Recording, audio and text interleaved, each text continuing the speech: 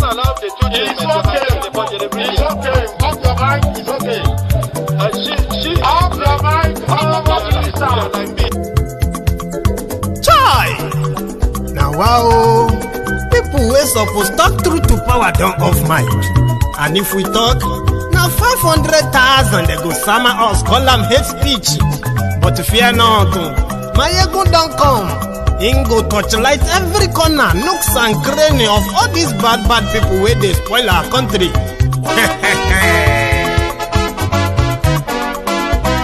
So my people make we laugh, yo. My ego don't come, yo. My people make we shout, yo. My ego don't come, yo. My ego don't come, man of the masses, yo. My ego don't come, yo. Politico, this one not the off in mind. Can in the touchlight every corner. Okay, some people be they holla say they want the power. Chai, them be promise us say we go get light and power.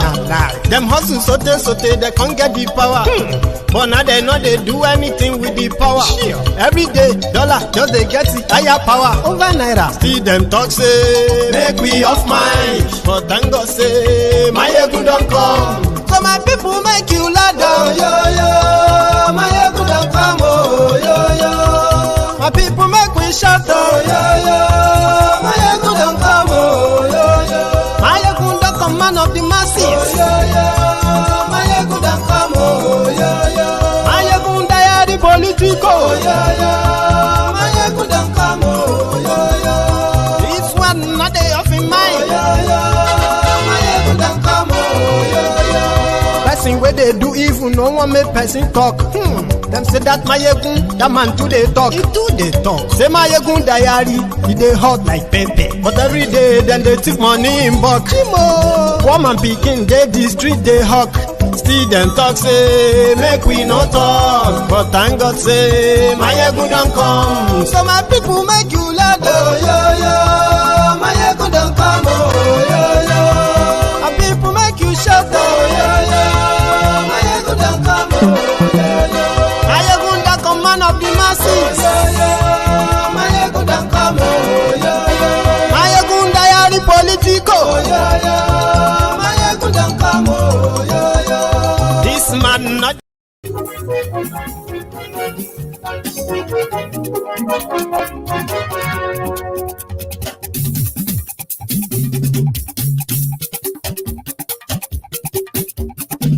Ayegun la wa mo la mo dododo. Ayegun diary, Ayegun number one. Ayegun la wa mo la mo dododo. Ayegun diary, Ayegun number one. Ayegun ti dé o, ọ̀rẹ́ ara yìí.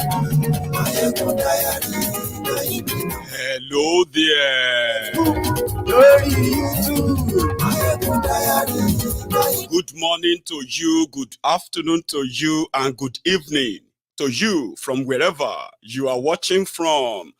This is Mayegun Live.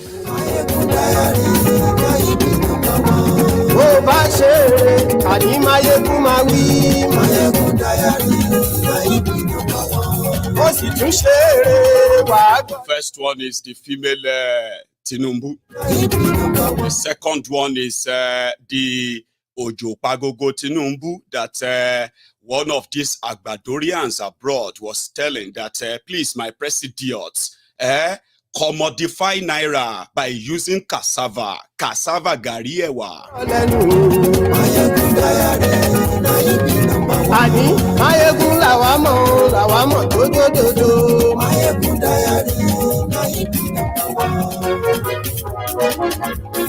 Yes.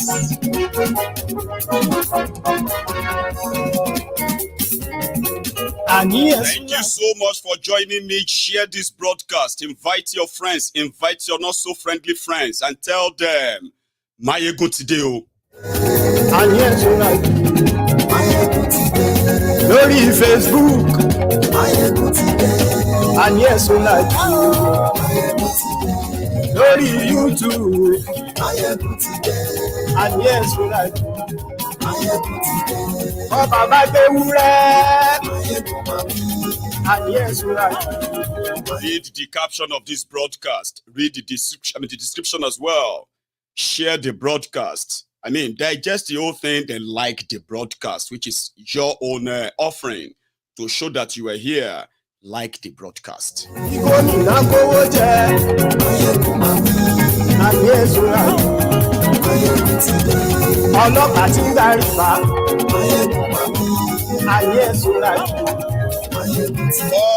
has refused to return back to Nigeria after the disgraceful outing in New York.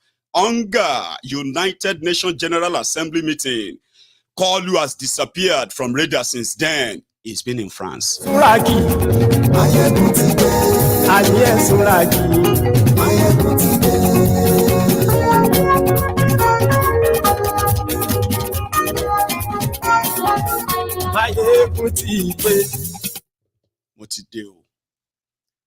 So good morning to you once again.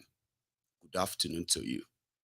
And good evening to you from wherever you are watching from. And thank you for joining us in the temple tonight, or depends on the time. I hope you have kind of taken your time to read to read the caption of the broadcast, the description as well. It does help, okay? Usually, that's what you should do first. It will bring you in tune into wherever the conversation is. And if you have done that already, thank you. So let's start from the top. Naira has officially crossed the red line and is on his way to 2,000 Naira to $1. Even though they told you, I mean, I remember this, just some flashback, okay? When Koolu was asked about his idea, he said this. I don't want to sit here and reveal all my strategy. I am the first speaker among the three of us running. So they will spy on me. So you will have a limited answer here today. Another day you can bring me back. But that's part of what I do. Nuisance Lele. And that was exactly what I said. That was during the election. Then at a point he told them, he said, he will need to take some baby steps. Baby steps in the face of economic ruin, economic doom that is facing Nigerians. He said this, remember that? Will we arrive at the destination? A positive destination. It was after the election, by the way. Now that turned to baby step again. Will we arrive at the destination? A positive destination for this country. And it's all in our hands to make history. And I promise that, Cavies, by the grace of God Almighty, we shall reap the fruit of our labor. Nigeria will see positive changes as we move along. Just go through these baby steps of pain. Baby step of pain. Me too, I'm taking baby steps as the president. Not marching in a hurry. Nuisance Lele. Always. And do you know those we call the Lagos Abobakus? The sewage dwellers. Those who have probably never worked any real job in their lives. Those who have never run any real business in their lives. But they are the Agbadomites, the Agbadorians, jobless layabouts, unemployable miscreants on social media. Every time thiefnubu is being defended on social media, 80% of those who are doing so are hanging inside this kind of rooms. They are this kind of picture you have on your screen. So sometimes when those of you who have real businesses, those of you who have real jobs, when you are complaining about the failure of governments and you are so pained and angry, when you see these ones these are the kind of people who will tell you, Nigeria will favor me, thiefnubu's government will favor my family. These are the rogues who are always the beggars on social media. They will be typing amen when politicians are using God to cover their failure. I'm coming back to that picture. If you see them in the comment section, don't waste your time. They are mostly on Facebook, okay? Those kind of people, they are mostly on Facebook, suffering and smiling, sufferhead, okay? Sometimes you call them the Dabimo shaders, okay? They are people who feels like, whatever misfortune that is upon them, everybody deserves the same. And if the government is doing exactly that, why do you have to complain? Why don't you want to be poor? So let that picture remain in that your own subconscious mind. Every time you are replying some lunatics on social media, remember that they are the lowest of the low, okay? And you shouldn't, if you don't want to, if you don't want to kind of find yourself in that state of a mental problem, right? Do not engage them. And that is what they say. Do not engage people like that who are already in the ruffle. They are already the sewage dwellers. Courtesy, the government and criminals that they would love to defend all the time. Now, if you therefore try to go and explain to them, like, let me explain to you, I'm trying to explain, don't try to, okay? They will drag you to their level and they will beat you with experience because they have been there. Sewage dwellers, Lagos Abobakus, Oshogbo Alimajiris, the unbooted slaves, sophisticated morons, the Buhari Danes, Buhari Deterrents, the Buhari Denotus, the Buhari Dijatus, the Buhari Shukus, the Ungo Ziaris, You have those ones who are also the crumb eaters, crumb chasers, ass lickers, all risers. Then they also have uncles and aunties abroad. So when you come across these people, especially those ones who are mostly trying to hide behind political correctness, things like, unity beggars, people who always kind of try to gaslight you in their own defense of the criminals who have no idea how to get you out of the mess that Nigeria is in, right? The Nigeria Naira further crashes, and the strategy of thiefnubu will further impoverish many of you. It will destroy your businesses. And there is no amount of, it will not be me in Jesus' name will save you. We are talking about economic saboteurs who have no idea or enough of the consequences of what they are pushing. The entire system has been captured. And all of you watching me right now, you will be the living witnesses when the whole thing begins to unfold. It is no longer about wishes. Remember what they say about wishes? They say if wishes were horses, beggars would ride. You know what I mean? But wishes are not horses.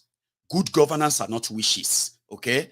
I mean, responsible government and responsive government is not by wishes. It's not by prayers. Do you understand? Because it is by what? It is by doing, by acting. That is why I did say sometimes ago, I said, unity is not just a word. You don't just talk about patriotism, unity, and all those things in the face of injustice, inequality, impunity, state-sponsored, institutionalized impunity. You don't turn around and begin to talk about unity in the face of all of this, right? Now that we have kind of have the idea, the framework of their strategy. The framework of their strategy is to push the rest of you who are still struggling and trying to stay afloat to further dip you in poverty and misery. And you don't need to believe me. You will be a testimony to that. You know what they say generally? May Nigeria not happen to me. May Nigeria not happen to you.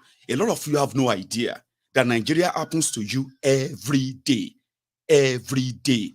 And you see these rogues, the road to Damascus, as some will say, the road to Armageddon, the road that is constructed through the financial rascality, irresponsibility, corruption, and mismanagement of APC, Egbekegbe, the Alakori People's Congress. They charted this lane of this poverty from the start.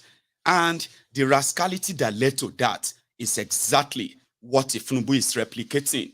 And there is no amount of PR. Listen to me. There is no amount of PR that is going to add value to that your Naira in that your pocket when nothing is being done, because nothing will be done.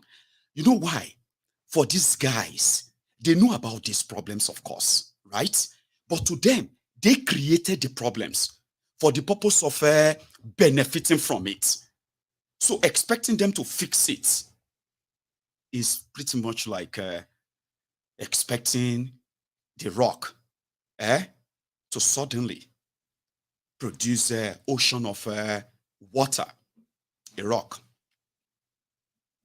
So Nigeria Naira was, they said they were floating it, floated Nigeria Naira, which then gave it up for slaughtering by anyone who could. The investment in the real sector, the economy, the real investment in the sectors that could actually keep jobs, okay, and keep the economy running, they are not investing in them.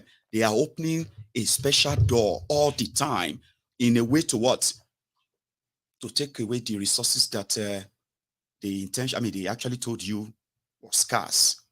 So your Naira has crossed the line, and there is no amount of lies, propaganda, that is going to save the Naira, because they are doing exactly the same thing that crashed it in the first place. Lying, hiding the truth. But you can't hide the truth when it comes to the economy, okay? They were lying about inflation. They were lying about their, They are lying about employment. They are lying almost about everything, which simply puts that they have no intention of what? Of fixing any problem. And you remember when Koolu said back then during their campaign, now statistics will go shop. Remember that time? I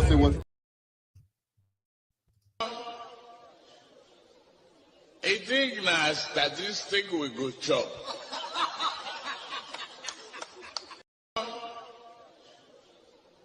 I think now statistics will go chop. Chop that statistics, okay? Because the statistics simply means that the value of the Naira in your pocket has further been depreciated. Now let us put this into a context here, okay? In 2015, the value of a Naira, of a Naira to a dollar, right, was at 145 Naira if you go through the central bank, and the dollars was available for everyone, right? Then the black market, which is the BDC, the Bureau de Change, right? You will exchange a dollar for 190 Naira to a dollar in 2015. Now you see this yardstick or this exchange rate and the availability of that dollars is what those who are running your economy, real businessmen, do, because Nigeria economy is import dependent, which means more than 90% of Nigeria economy exists based on importation of almost everything, including importation of refined crude oil products. So for you to continue to manage whatever the what they call it, the market force, the demand and supply, and the availability of all those things, and ensuring that those things are available, if you continue to build your economy based on importation. So when people bring things into Nigeria, when they bring in large vessels, cargo planes, and all those containers to Nigeria, they all leave Nigeria empty-handed, which means Nigeria is always ready to hand over huge chunk of Forex to different countries in order to have all their finished goods brought to Nigeria. So this was where the problem started. When Buhari and gang came, the Central Bank of Nigeria could no longer give those dollars to the business people anymore because the politicians needed the dollars. Then at the same time, under this same Buhari, they opened a back channel called round tripping. Round tripping then simply means the banks could no longer get adequate Forex supply from the Central Bank of Nigeria. They could only go through people who are now the middlemen, taking the dollars from the Central Bank and then adding their own interest before they give them to the business people. And within the space of 8 years, Nigeria Naira lost over 800% of its value. 800%. But when they want to say, they will say, oh, it's only a quarter of its a quarter of its value that it lost.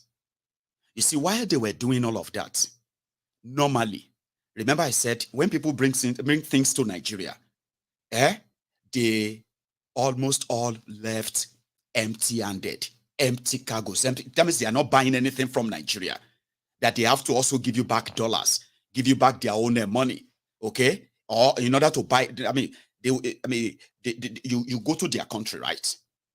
Before you buy things from them, you exchange your Naira to their currency, mostly dollars, okay? Your Naira. So they will have to buy the dollar, it has to be, it will be based on the availability and how much the person who owns the dollar want to sell it to you. So in your own business, right?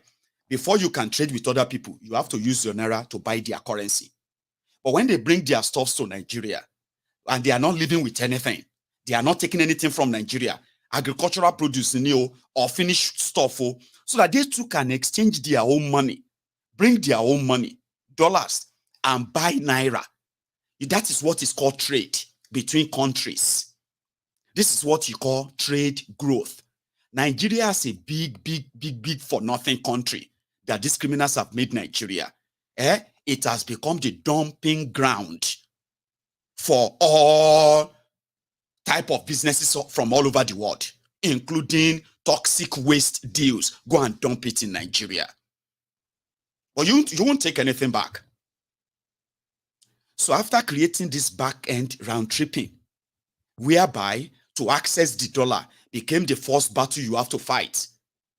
And at the same time, between the time your goods is arrive and whatever it is, the balance, the exchange rate, which was so fluctuative at the time, and so many businesses actually died because of this. But guess those who actually became multi-billionaires?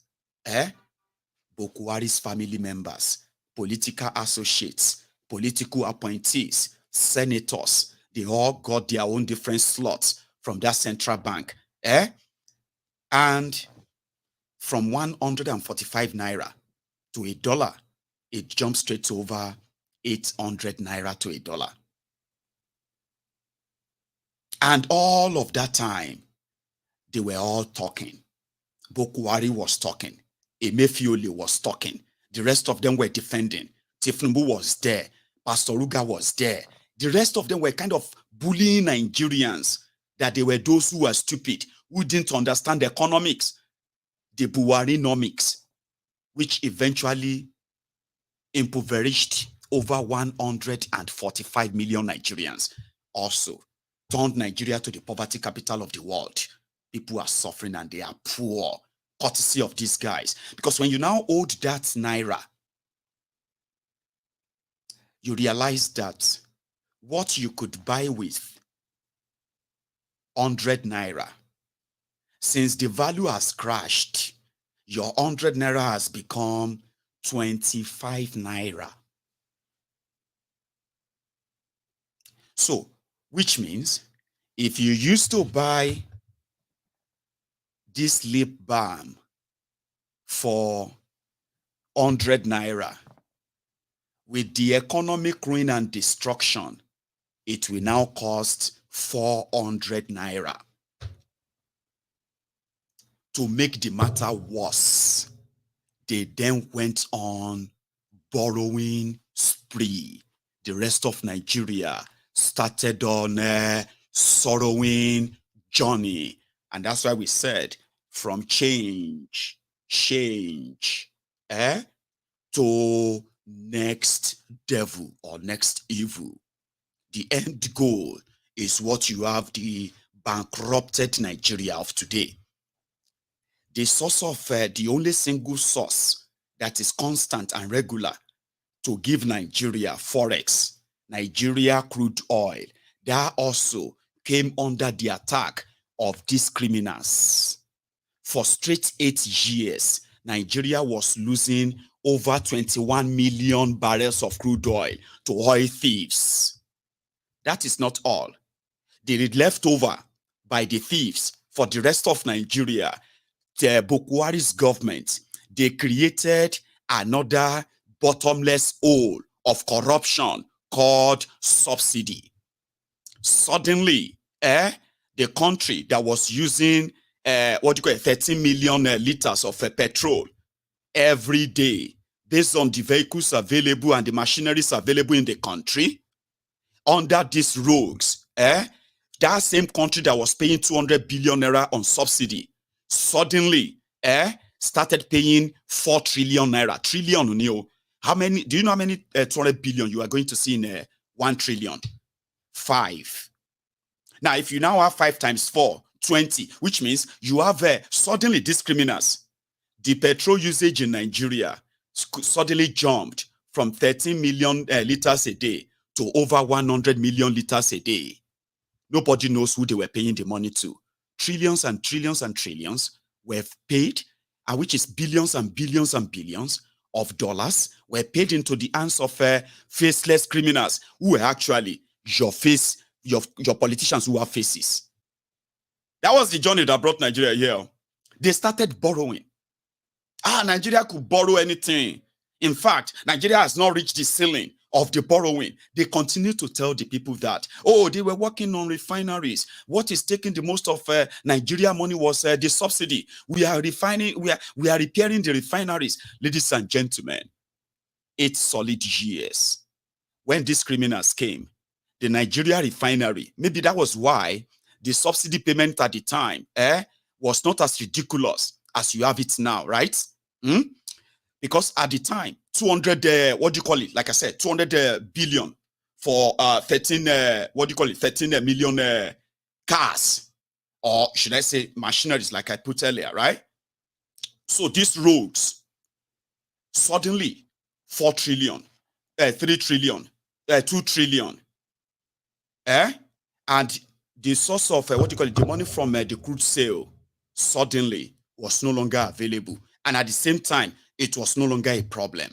The country that was in shock when they were told that 20 billion US dollars was missing because NNPC didn't remit money into the central bank account as it should under Sanusi. Remember, that was during the Goodluck Jolantan's time.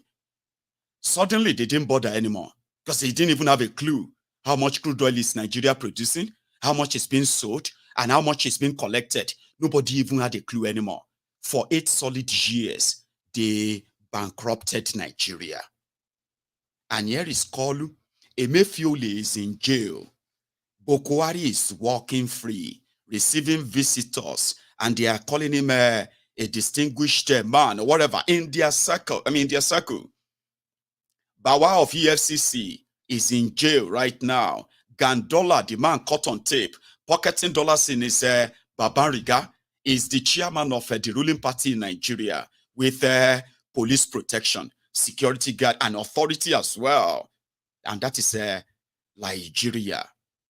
So today, after 3 months or nearly 4 months of thiefnubu, the Jaga Wiri, Jaga Banditi, the Jaga Addict, Mr. Strategy, ladies and gentlemen, the Nigeria Naira has taken further hit.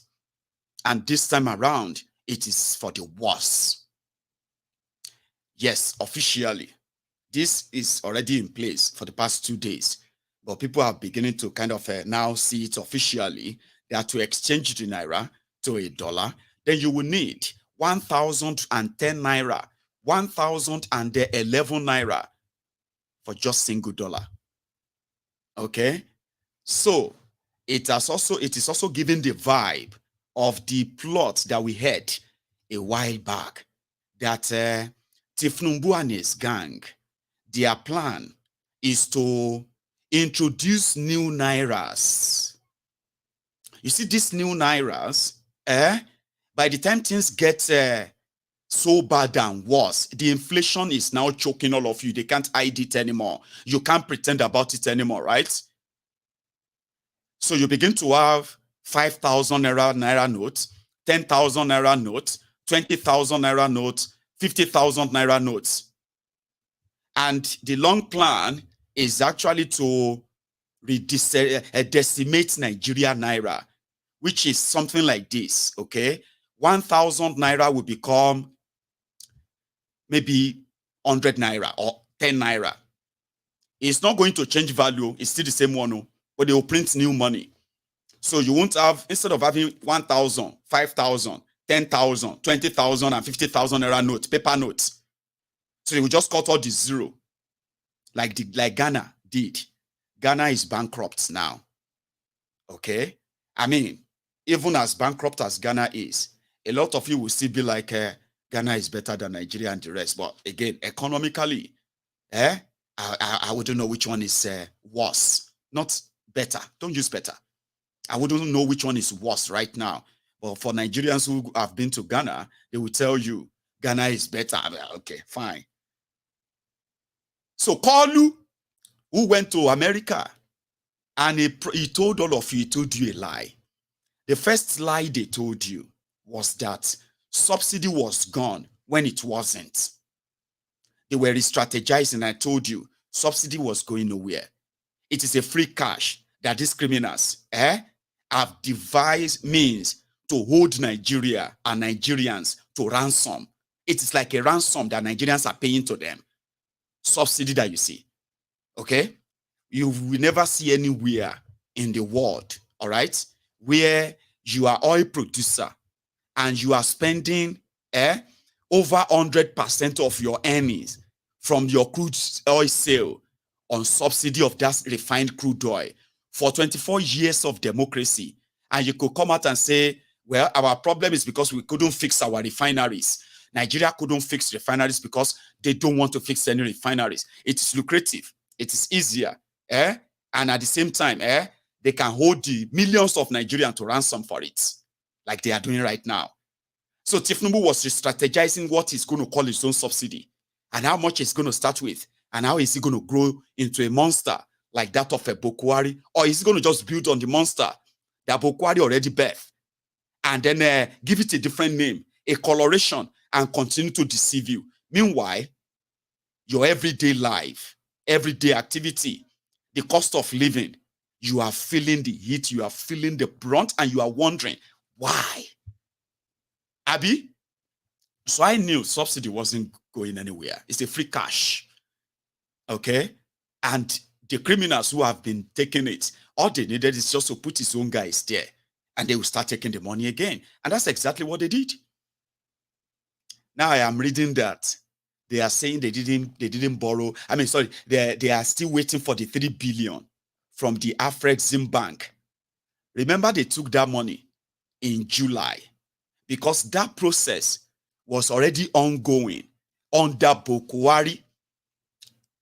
That guy that is in charge of the sold NNPC of Nigeria, Kyari, they've already put that in process before thiefnubu came in. So when thiefnubu came in, they decided to present it as the money they were taking to stabilize the Naira. Meanwhile, they took it to give it to their friends for subsidy so that you can continue to buy fuel at 600 Naira, 700 Naira per liter. But they came out just a few hours ago and they said, Afrexim Bank is still looking for the dollar, the cash. something that the chairman had been at the president of the Afrexim Bank, Africa Export and Import Bank. That's the full meaning of Afrexim. Africa is Exi is what do you call it? X is export. Im is import. So Im. Export, import, Africa. The guy traveled to Nigeria, took pictures with that Kyari, where they signed all the papers to say Nigeria was going to give this bank some crude oil after collecting the $3 billion. And they celebrated that. They said it was thiefnubu's strategy to stabilize Naira. I came here and I told you it wasn't. It is a temporary step to feed the gluttonous criminals who are the members of APC. The people with the eat cash. You don't see them. And that's exactly what happened. Now they are coming out to say, no, we haven't taken the cash. The bank is still looking for the money for us. The other lie they told you was that thiefnubu assembled a team, and that team, they are going to now declare some policy on the Naira, and they are going to peg the Naira to dollar at so. Remember them? And thiefnubu was going to inject $10 billion into the economy so that the issue of Naira, dollar, this blah, blah, blah will crash. And they even announced that if you need dollar, if you needed dollar, go to your bank. You remember that time? This was just about 2 months ago. It was all lies. There is no $10 billion anywhere. Okay? And the people that stole the money, they have kept one of them. Emefiole, the guy that actually supervised the stealing, the looting, the mortgaging of your lives and your future and that of your children. Bokwari Mumumadu is in Daura, and is living large, while the rest of you are scampering for whatever crumb you can find in the sand. It doesn't matter if it's a food mixed with sand. Hungry man is an angry man. Beggars have no choice. Those are the terms they say. Like what they have now subjected Nigerians to. Bokwari is there. Ashishe Bokwari, the Aisha, the one that became, what do you call it? That became a balloon. That they said, if you are looking for all Nigeria money, where did Nigeria money go to? She's the example of one of those gluttonous, aimless chancers. There are many, I'm just kind of remembering them.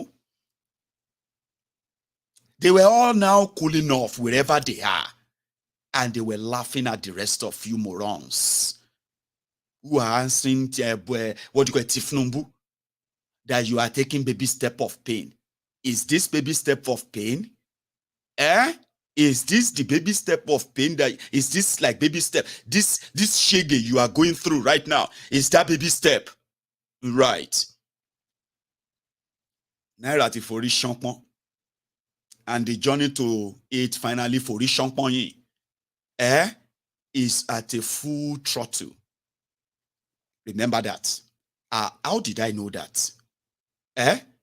Well, there is a new guy called CADOSSO. You see, this CADOSSO happened to be one of thiefnubu's bagmen in Lagos. Okay?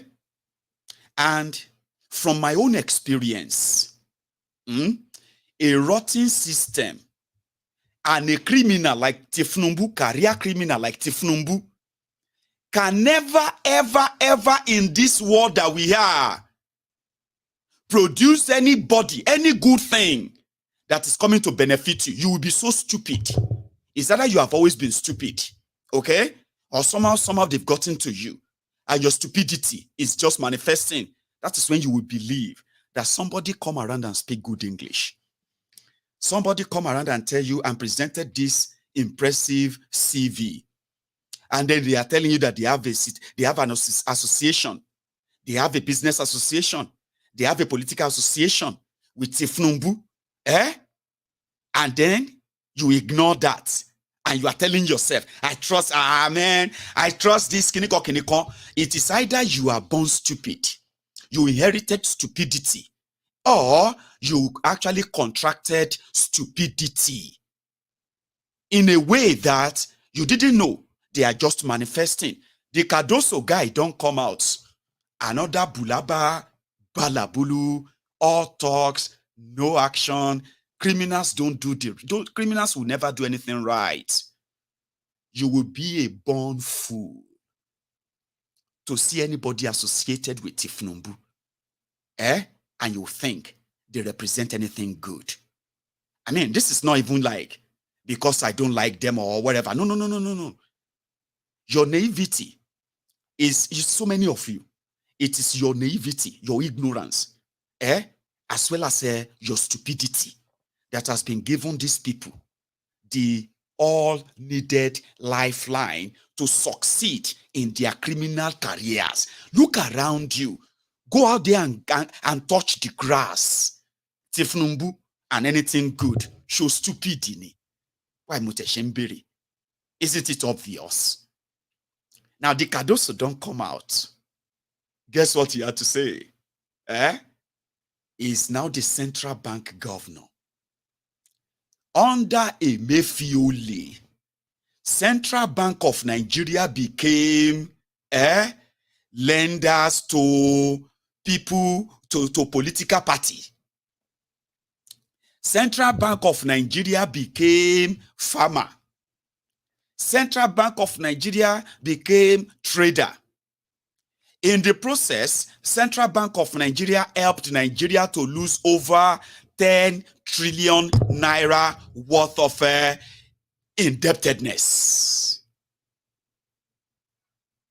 Because the Central Bank of Nigeria became the piggy bank of Buhari and APC. And the result of that is what? The crashed economy. CADOSSO don't come. And according to him, he's going to reverse all of the monetary policies of his predecessor. Emefiole couldn't be sacked. Emefiole couldn't be forced to resign. Emefiole got kidnapped by the Daura Secret Service, which has now changed to Dokwemu Stupid Service.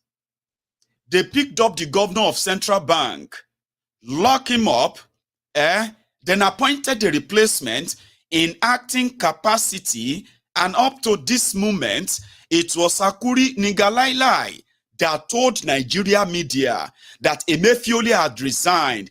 No one has seen Emefiole's resignation letter. Illegality upon illegality. Now the CADOSSO is here. The Wiri is now talking about increasing Nigeria GDP. That is not the job of Central Bank of Nigeria. Yours is monetary policy. The economists and the economy and those who are making economic policies are those that are going to help increase Nigeria GDP. When Nigeria have 24 hours electricity, when Nigeria have security, when Nigeria have infrastructures like roads, right? Like water and healthcare. When the economy can create job, the GDP of Nigeria will grow. And it is the Central Bank of Nigeria's job to ensure that Nigeria Naira and the policy around it are protective enough against the criminals, the politicians, who are always going to cut corners and demand for Forex that would add no value just for their own luxury. Ashishe Bokwari lived in Dubai since 2020. That is since when Ashishe Aisha Bokwari has been living in Dubai. In Dubai, Nigeria is funding that. Ashishe Bokwari has no job. Our children have no job.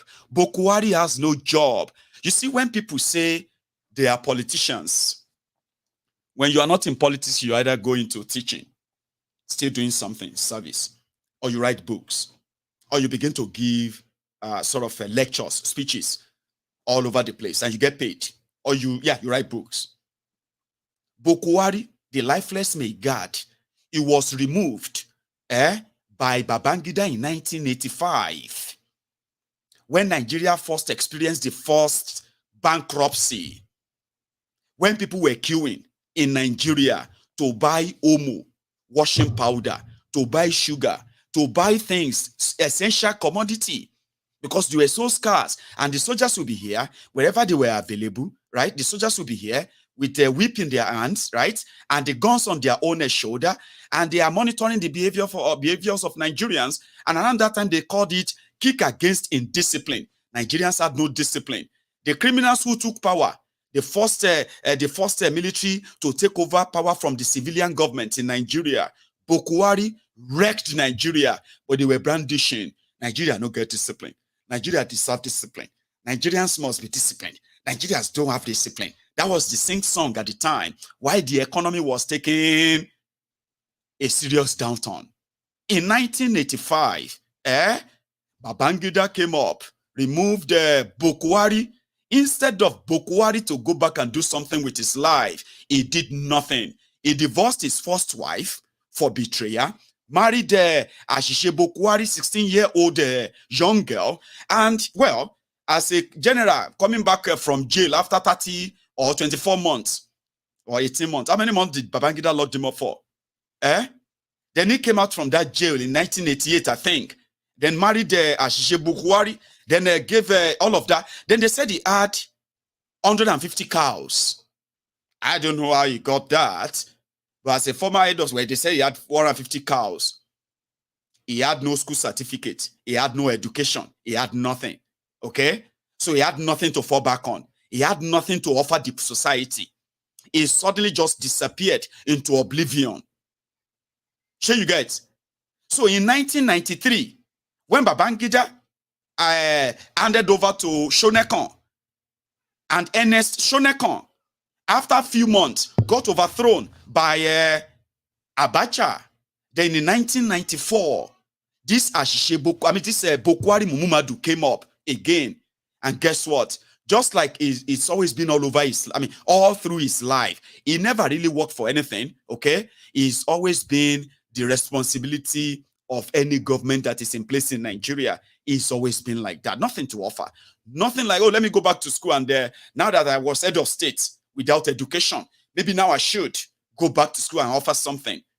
Oh, let me go back to farming and at least do something with my life. 150 cows in 1988. By 1994, still 150 cows. He was made the chairman of PTF, Petroleum Trust Fund, by Abacha. And Bokwari started what he couldn't do probably at the time before Babangida removed him. It was a fleece. When they were talking about Abacha loot, this criminal Bokwari is a different story. However, this Bokwari came back 30 years later. 30 years later, 2015, after he was removed, they made him the president of Nigeria. And guess what? 1985, 150 cows. 1995, 150 cows. 2005, 150 cows. 2015, 150 cows. 2023, 10,000 cows, according to Garbage Shehu, is a former spokesman at Bincon. So, now fast forward to when you now have the Koolu and his gang, who are still pretty much, like I said, though, Nigeria, that is the Central Bank of Nigeria that was feeding Bokwari and his family with enough dollars that had no value to Nigeria, just like Buhari had no value, no real value, all his life. But with a good PR and the Stockholm syndrome on Nigerians, the rest was just going to be vibes and inshallah, which has led to where you are today. So CADOSSO is already shutting the same the same shattered water that led Nigeria to where you are. So I can tell you this for free. Brace up. It is going to be so jiggy. And the shaking, the shaggy, I hope it won't take your life, because I wanted to say that it could take your life. Example for you. You cannot harvest corn the day this maize is planted. Nuisance, Lele. You understand? A man that cannot put his thought really together is a dunce, but he's the president of Nigeria. So in this state of confusion, total confusion, TUC was in New York, and there was no world president or any world leaders meeting him. That was a lie. You found that, Abi? And there was no CEO of any company coming to invest in Nigeria. You saw that too, didn't you? The Mr. Strategy then got ambushed by one of those Gbadurians living abroad. And this actually happened. My president, commodification of the Naira. Commodification of the Naira. This is Ayode Jubaka Congolese. My president, Your Excellency, commodification of the Naira. Yes. Commodification of the Naira, monetary policy. Commodification of the Naira, Cassava. Use Cassava. Cassava. Cassava. Commodification of the Naira for monetary policy. My president, commodification of the Naira. Commodification of the Naira. This is Ayode Jubaka Congolese. My president, Your Excellency, commodification of the Naira. Yes. Commodification of the Naira, monetary policy. Commodification of the Naira, Cassava.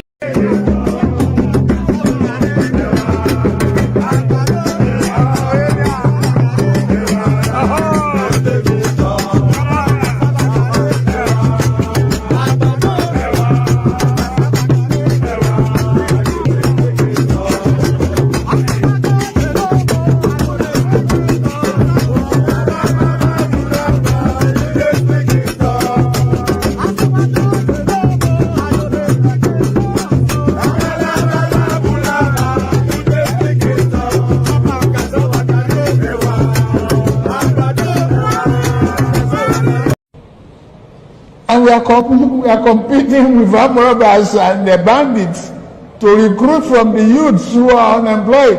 33% unemployed.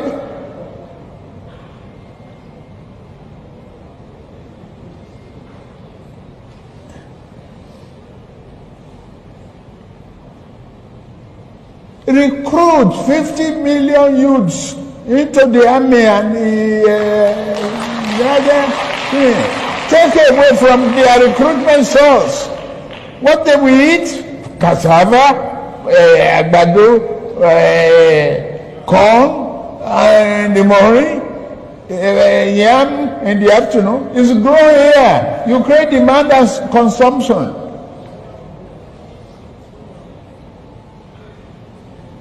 For over 5 million army of boot camps.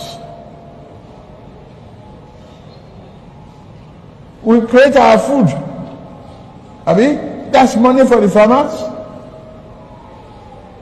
That's consumption for the soldiers and skill development. Ó ti dójú ẹsẹ̀. Ó ti dójú ẹsẹ̀. Dójú ẹsẹ̀. So this issue of cassava, àgbàdo, ẹ̀wà, cassava, àgbàdo, ẹ̀wà, Abi, It is serious. So, if I said they are now thinking that that is what is going to revive the Naira. I mean, it may sound like a joke, right? Even though the clowns who were making the proposal, they themselves don't believe in it. Do you understand? But, I mean, Cassava, Nigeria is one of the world biggest planters of cassava. Cassava alone can earn Nigeria a lot of money. It is true. But you need security to grow cassava, which these criminals don't give a damn about. Always remember that. You see that petrol? Oh, sorry, crude oil, gas. They are just like natural cash there if you manage them very well. You can build paradise on earth with the resources if they are well used. But there are many other things that are not just only eco-friendly, right? But they are more profitable. More profitable than crude oil. Especially for a country like Nigeria that has the best weather, the best soil to grow anything and everything. But you can't if there is no security. In Nigeria, if there is actually truth that they wanted to use cassava to commodify Naira, which is not going to happen, by the way, right? You would have seen them right now building a special prison, underground cell, everything that can take in at least 30,000 inmates. Built that like Guantanamo inside Sambisa Forest. You know, when terrorists take over Sambisa Forest, for example, if Sambisa Forest became so popular, so when they are talking about the insecurity of Nigeria, the Sambisa Forest of part of Nigeria is always in red. Because that is where all of the terrorists you want to think about in Africa, they are there. Because the Sambisa Forest is not just cutting across Nigeria, it also cut across at least 3 different countries too, including Niger. So how about you go there and you start building your prison where you go kill all of them inside that place? Those ones, now when those ones see how they are like using the meat machine to grind their fellow terrorists. So Sambisa Forest can receive, you can take the fear to them before they come to your country. I'm just saying, if not me, if I be your president, that is designed to tell you that I mean business. Without security, without peace, there is nobody that can do anything, anywhere. And Nigeria has been under this. And it has been made worse by this APC, that imported Fulani terrorists from across Africa to be killing Nigerians. Do you understand? But there is no move. They are doing meeting with terrorists. They said bandits are now meeting with the federal government of Nigeria under Koolu, which means you will never have anything to motivate you to go and invest your money in any agriculture. No way. They themselves invested, Nigeria invested, listen to this one. Nigeria invested 2.4 trillion naira in agriculture. And the money was a loan. They took the loan from Africa Development Bank, AFDB. Where Akinwumi Adesina, the former Minister of Agriculture in Nigeria, has been their president for a while. It is also a political position, by the way. And the guy had to give Buhari the money so that Nigeria can continue to sign his endorsement for that position. 2.4 trillion naira. At last, they put up price pyramid in Abuja. After you saw the picture, that was it. A lot of you were looking at the picture and possibly your bellies. They were kind of filling up. Abi, out of the whole charade, Nigeria lost 2.4 trillion naira towards that business because of insecurity. You know why? Some of the areas, because Buhari had a policy. That policy was that anything they want to do it must start from the northern Nigeria first. If it is a technological, whatever idea, they must start from the north. Go and pick anybody you can see from the north. If it is a charity the charity organizations coming to Nigeria, they must go to the north first if they want the government to give them their license to operate. It was his policy. If his government is going to share money to the poor people, it must start from northern Nigeria. That is where the poorest people are. If his government is going to give scholarship to people in Nigeria, it must start from northern Nigeria. It was his policy. Therefore, the chunk of the 2.4 trillion naira was invested in northern Nigeria. They were growing rice. When it was time for harvesting, that was when the terrorists moved from Sambisa and they took over all of the communities. They arrested all of the farmers. So for the farmers to remain alive, if they want to remain alive, they need to continue to work on those farms, supposed government farms, with government money, government fertilizer, borrowed money that will have to be paid back. And Nigeria, who invested such money, did not give a damn to the security of that area. They didn't worry about the investment. To them, na Nigeria money, it no matter. Yeah, go and put on there. It was the terrorists, the Fulani terrorists, the Boko Haram, the Iswap, they were now the ones harvesting the Nigerian farms. The ones they borrowed money to build. Now, thiefnubu and gang, how can they cassavalized the Naira then? When you can tell they are following the same pattern of Buhari. Do you know that this thiefnubu, have already, according to him, he has already prepared 50,000 hectares of land. 50,000 though. Here you get. We don't know where the 50,000 acres of land are. I have no idea. We are waiting for him to announce it.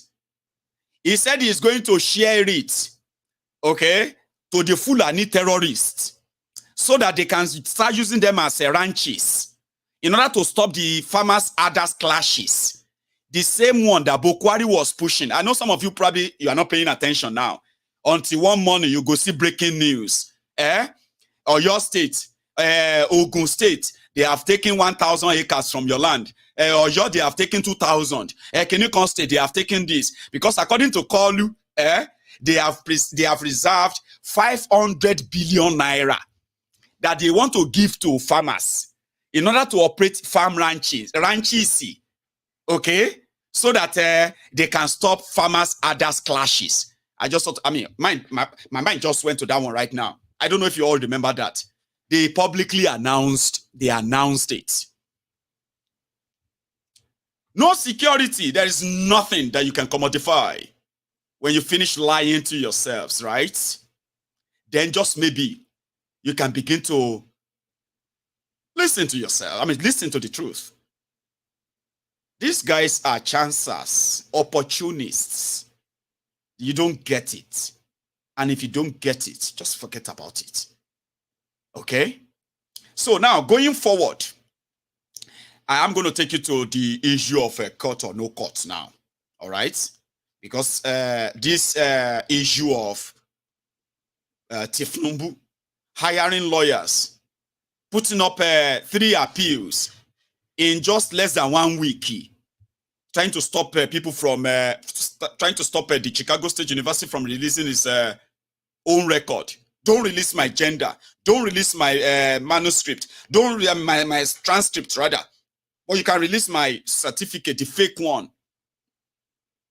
I'm going to come to that. But let's kind of,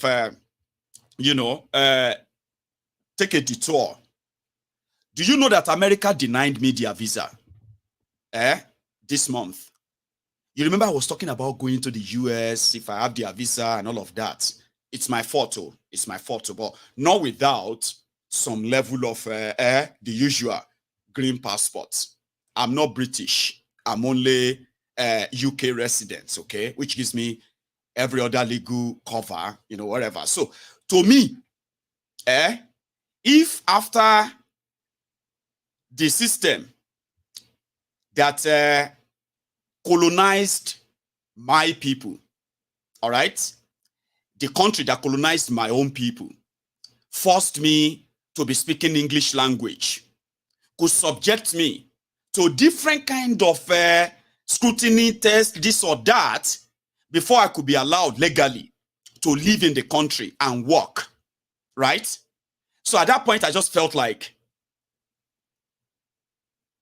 I don't think I would want to be in the face of any other embassy or any country or wherever, or even at their own border, yeah, where I would be sort of treated just as my my own country has been sort of blacklisted or put under a sort of standard that before we can see you better for anything or qualify for anything, we have to like naked you, check everything. So I'll tell you my story.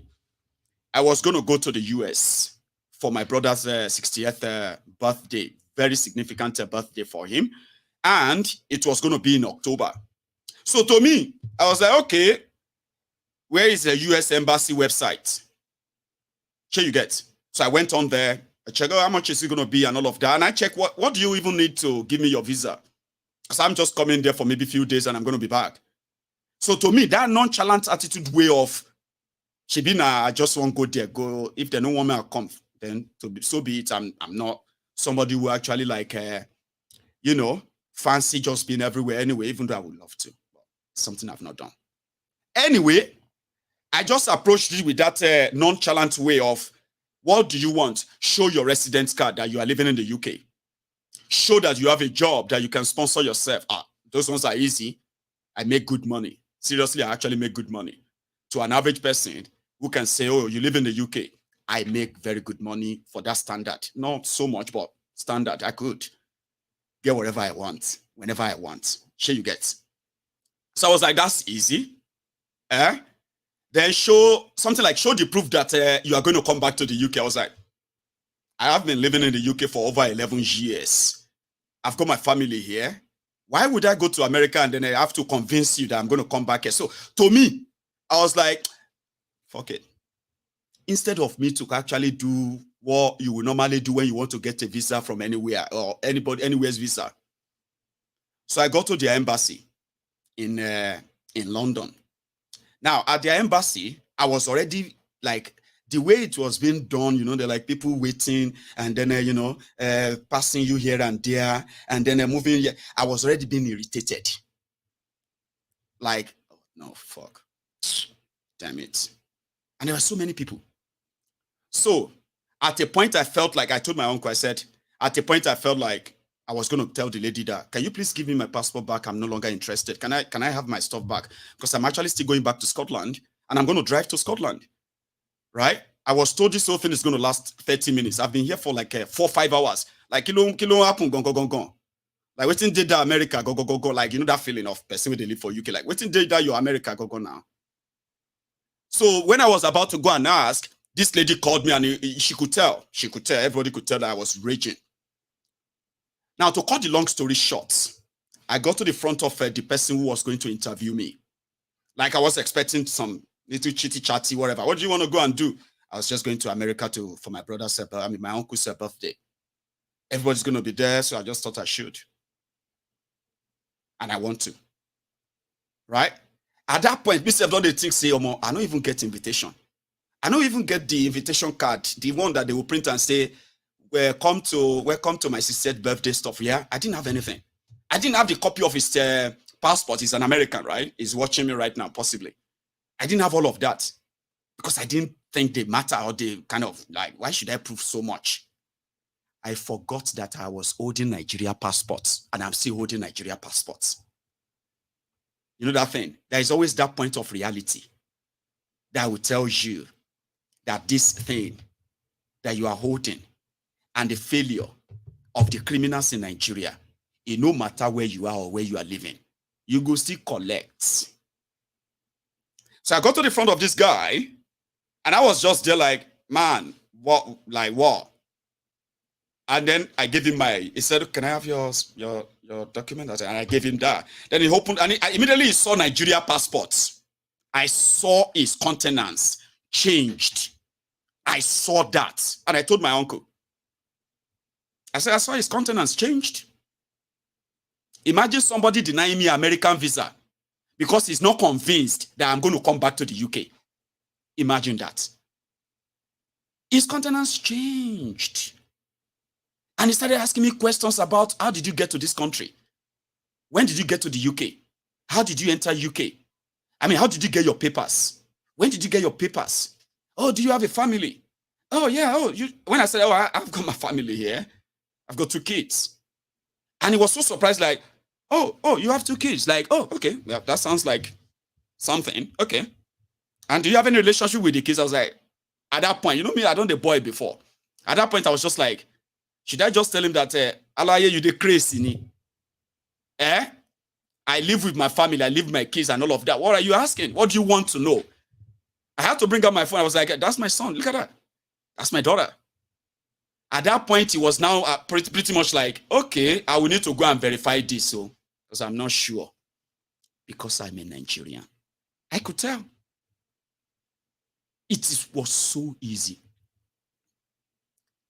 Then, he was supposed to deny me there.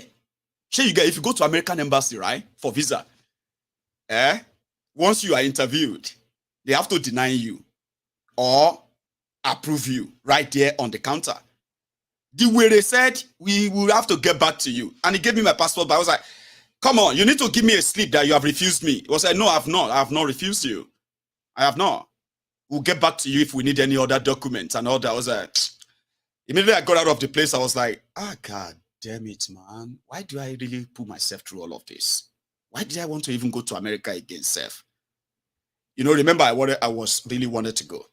So it was later my uncle was like, you shouldn't have just go there alone. You shouldn't have. In fact, you didn't even ask me for some of these so. I was like, I'm so sorry. I didn't even think about it that way. Then he started telling me that, oh, you shouldn't have, you should have. I mean, I would probably want you to come with your family.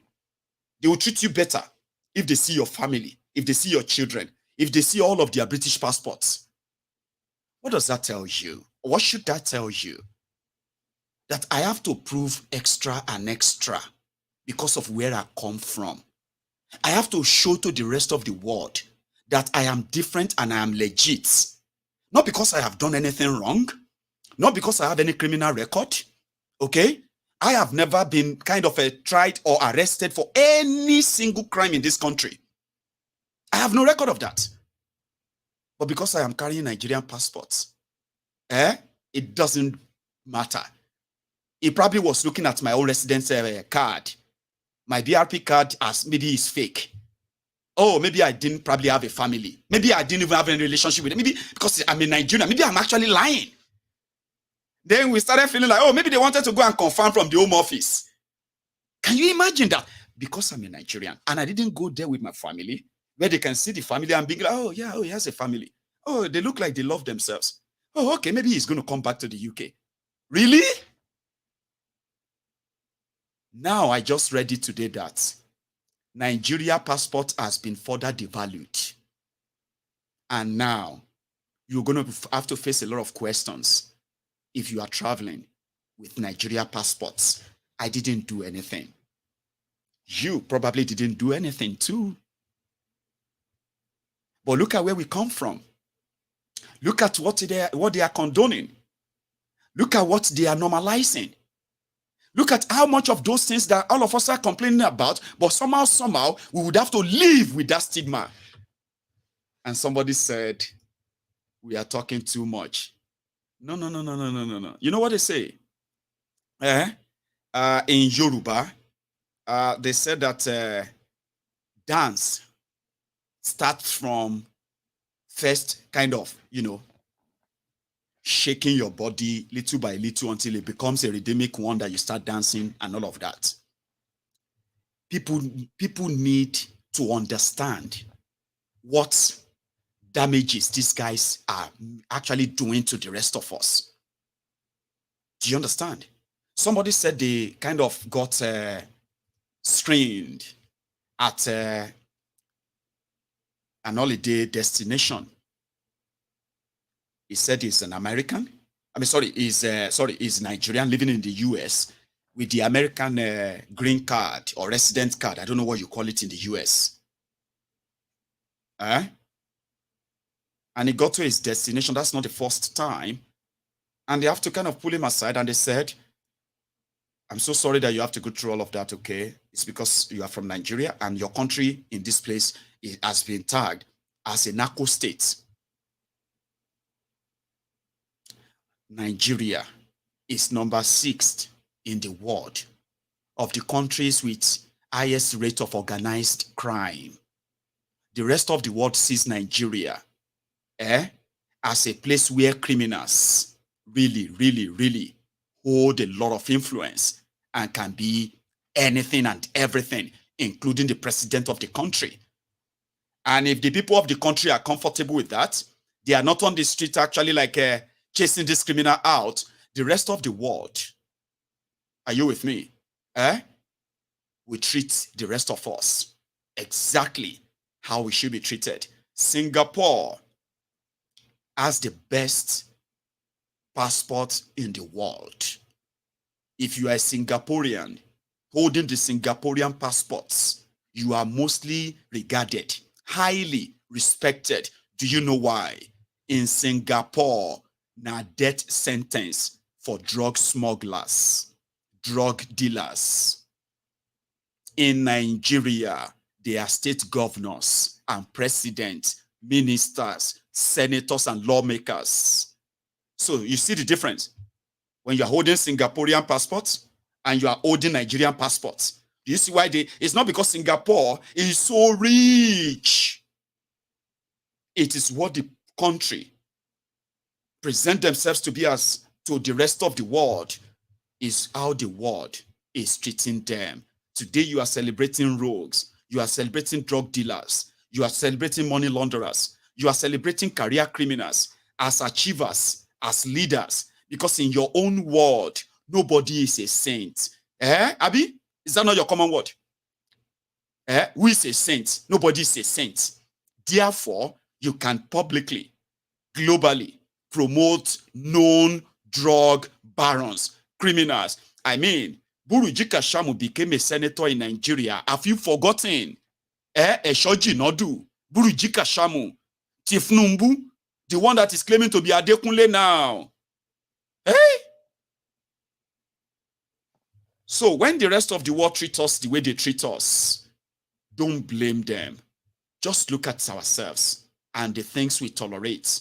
Maybe when we actually have the number of people that will resist and never want this to continue.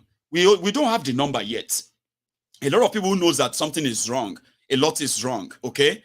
But we don't have the number of people who are convinced enough that to change it, nobody is coming to change it. There is no invisible supreme being coming to change anything. The day they have that premonition, they have that conviction.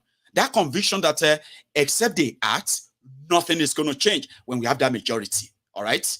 That is when these criminals are going to stop giving Nigeria that name. And maybe, just maybe, when we are done with them, we'll bury the name Nigeria with these criminals. It wasn't our own choosing anyway, was it? It was never our own choosing. No. Now, the battle over sovereignty, over legitimacy, where Koolu is fighting tooth and nail, and there are those who are also kind of defending that, saying, what does that matter? We know that none of this expose or all these revelations are going to mean anything in Nigeria. The country where criminals are in charge, we know. But for posterity's sake, we would like to continue to give them the rope of truth that they will use to hang themselves. Right? Before I go any further, I want to take you to the big bad conversation around why is Koolu so desperate enough not to let the school or these people release all his data, including, do you know, they said, you have heard about the FBI data that is going to be released next month, 2,500 documents on thiefnubu. Guess what? These agencies in America, they actually said they have over 70,000 documents on thiefnubu. Kilode, Pablo Escobar, the original Pablo Escobar, not this one, no Pablo Escobar, too. You see, the original Pablo Escobar in America, they have about 30,000 record of his drug dealing, money laundering, assassination, jailing, and all those things on him. Thiefnubu, they have 70,000. They just want to release 2,500 of them first. But would that change anything in a criminalized Nigeria? A country where the judiciary is compromised by criminals? The country where all the institutions that are supposed to uphold the rule of law, they have already been compromised. Would any of this matter there? They won't. But guess what? Like I said, truth is just a rope that you give to those who are living in denial. Take this rope, take this truth, hang yourself with it, or drop it, drop your lies. And that's exactly. And in David Undenyi's sort of summary, he put it more like subtly, as they would say, like this way. One sec. Thank you. Hang on. I mean, yeah. Because, as I said, the existing case, which has just been ruled on, was already enough of a game changer. There was enough. I mean, how much evidence do you want? If it wasn't this, it was that. If it wasn't that, it was the other one. And they found, I won't even say they found ways to strike down each one, because they didn't even bother to find ways to actually strike down each one. They just came and told a bunch of lies, found some silly technicalities. So, for example, with regard to his perjury charge and the fact that he didn't indicate that he had Guinean citizenship on his form EC9, they just came out and said, well, even though, yes, whether he has Guinean citizenship or not, which constitutes perjury, doesn't matter because the proof of Guinean passport wasn't filed in some way or something. So in other words, yes, we have this evidence that he committed perjury, and we accepted it as evidence in court. But the way he filed it, there is some procedural issue, so we tried to throw it out. So if Atiku likes, and if Obi likes, they can get a written injunction from Jehovah God in heaven, written in celestial ink, to carry their role, stating Bola Tinubu is a drug criminal and committed perjury. Carry their role will find a way to say that God did not file this thing properly. So God's petition is struck out. That's what will happen.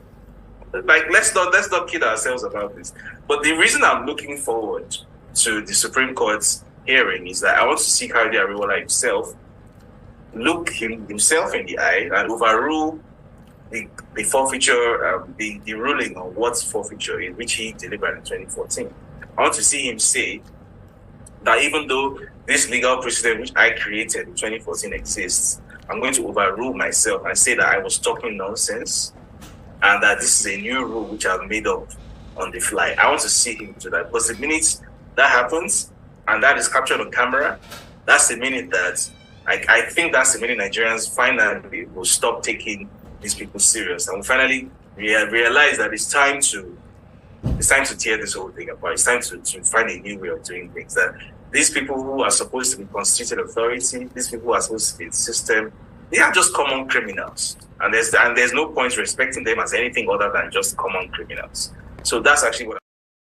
Do you get that? In Nigeria, according to their law, if you submit any fake documents, that is perjury. You have perjured yourself. Number one, you have to be disqualified. But it is Nigeria. These are criminals. Like David said, they will find a way around and said it doesn't matter. Okay? And the rest of you would have either take it or you leave it. No wonder they are hunting him. And I'm happy. After this hunger, United Nations General Assembly meeting, stuff, they still add other programs after that, okay? And it is called the United Nations Human Rights Commission, I don't know, maybe Human Rights something. So they invited David, who is now being hunted by Koolu, the Jaga Banditi. And here is what David had to tell them. We are now facing the civilian dictators, especially in Nigeria. Nigerians are now facing a full-time dictatorship. Before I play you that video of David, may I tell you something? Yesterday, a lawyer, a lawyer who followed his own client to the Dokwemu Stupid Service, the DSS. Do you know what happened? They said while they were waiting at the reception for the DSS to invite them so that they can talk to them, whatever is crime, whatever it is, they want him. You know what I mean? As usual, your lawyer is there. Now, he said at a point, the DSS came and they said the guy should come and follow them. And he was like, he prepared to follow them, and they told him, no, sit down here. And he was like, if you are taking him for interrogation, the law approves that I have to be here and beside him because I'm his lawyer, and which is normal. They said, no, sit down here. And he was like, if that is the case, then you can't take him because the law says I have to be there. Abi, this happened yesterday to a lawyer. And they said the guy left and they came back again and they said, listen, this is not your court, this is not your law, whatever, okay? Sit down there and we are taking him. So when they took him and he tried to fight them, some of them beat him blue black. After beating him, they now took him to the underground cell and they locked him up. A lawyer. So when they finally released him, do you know where he went to? Social media to complain. No court. He said this happened and I'm going to take it up. Everybody started reacting. Are you not alive? Who are those of you studying law in Nigeria, a lawless country? You will not see they study law. You are watching me right now. You want to be a lawyer in Nigeria. Continue to deceive yourself, okay? You want to be a lawyer in a lawless country. A country where the criminals are in charge. They choose which of the law to obey. You can't go school, they pay them money to study law in a lawless country. It's okay, they play. By the time they release the lawyer from the underground cell, I bet he will never go back to that place and say he's representing any client. He said he told them, what you are doing is lawless. And I will do my best to report you to the highest authority, including the president. I say, Odelele, we are the president's boys. We will kill you here and nothing will happen. They told the lawyer, we will kill you inside this place and nothing will happen. You the crazy, Abi? You're talking democracy and law. Who are you talking to in this place? Because that is exactly what Nigeria is. And then David is being hunted. Money is being paid. Private jet is being sent so that he can be extradited to Nigeria illegally, tortured, and even killed. Well, he had a chance of telling the world, just the same way he's been saying, if anything happened to me, hold TIFNUBU responsible. It won't be his first, probably it won't be his last as well. But we must make sure nothing happened to David. Like, nothing must happen to him.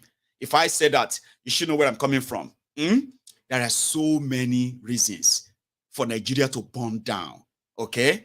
And if they add this to it, well. David. I now give the floor to Vivat International. Thank you for the opportunity to speak at the 54th session of the UN Human Rights Council. As an investigative journalist from Nigeria, my work primarily focuses on advancing transparency and accountability in government. I have repeatedly used my journalistic platform to expose and publicize malfeasance and criminal behavior by powerful people in Nigeria, most recently the new Nigerian president, Bola Tinubu, an individual whose FBI file of over 2,500 pages is set to be released publicly for the first time next month, and who has, as a matter of public record, forfeited $460,000 to the United States government, being proceeds of heroin trafficking. Due to my journalistic work, his regime has taken extraordinary steps to silence me, including a recent attempted abduction from Ghana where I have political asylum. The Tinubu regime is currently trying to prevail on Ghana, which historically is a close ally of Nigeria, to violate the non-refoulement principle and have me return to Nigeria, where I would almost certainly face imprisonment, torture, and extrajudicial execution.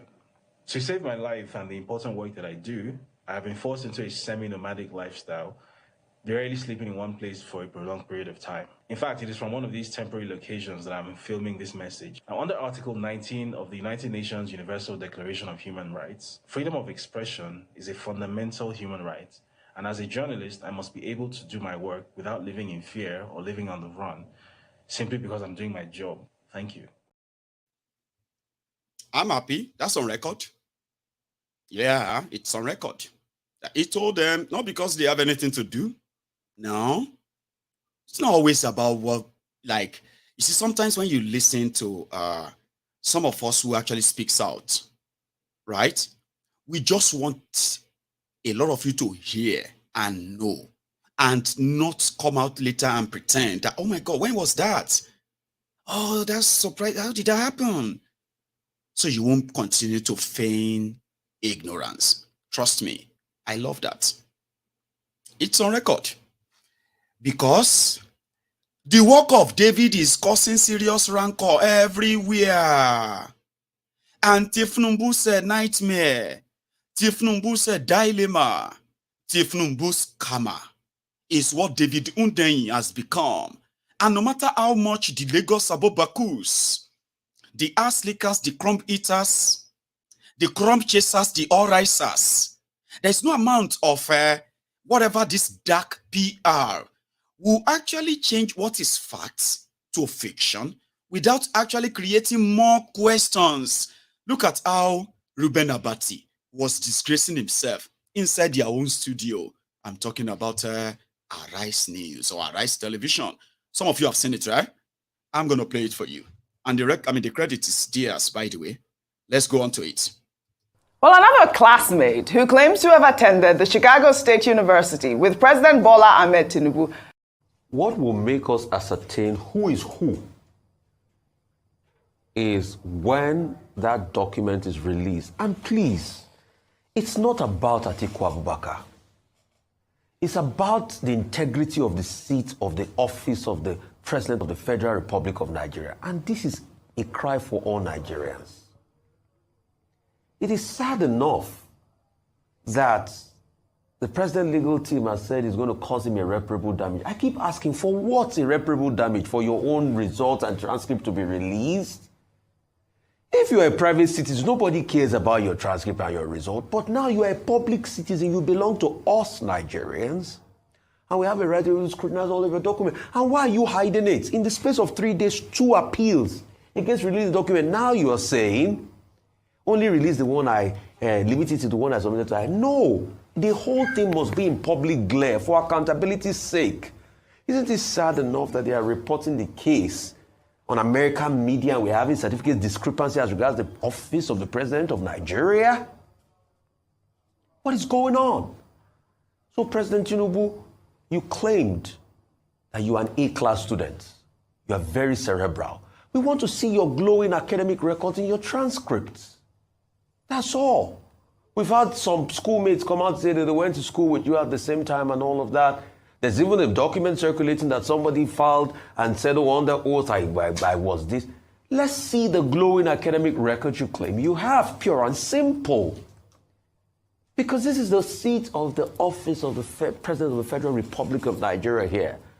So when there are people that say they need a document, I think you should be wholeheartedly release it to them and the whole document so that they can see everything, not just limited it to some. Because this is getting shocking by the day. This should be a no-brainer. In fact, before now, and this is not about Atiku Abubakar. This is about the integrity of the seat of the President of the Federal Republic of Nigeria. CSU claimed you came there. You graduated from there. So, hey, why is your school documents and credentials a problem? Why are you having 2 appeals to block them? What's going on? Waiting they happen. Okay, 2 basic things. This is a matter of law. It's not about sentiments or emotions or personal opinion.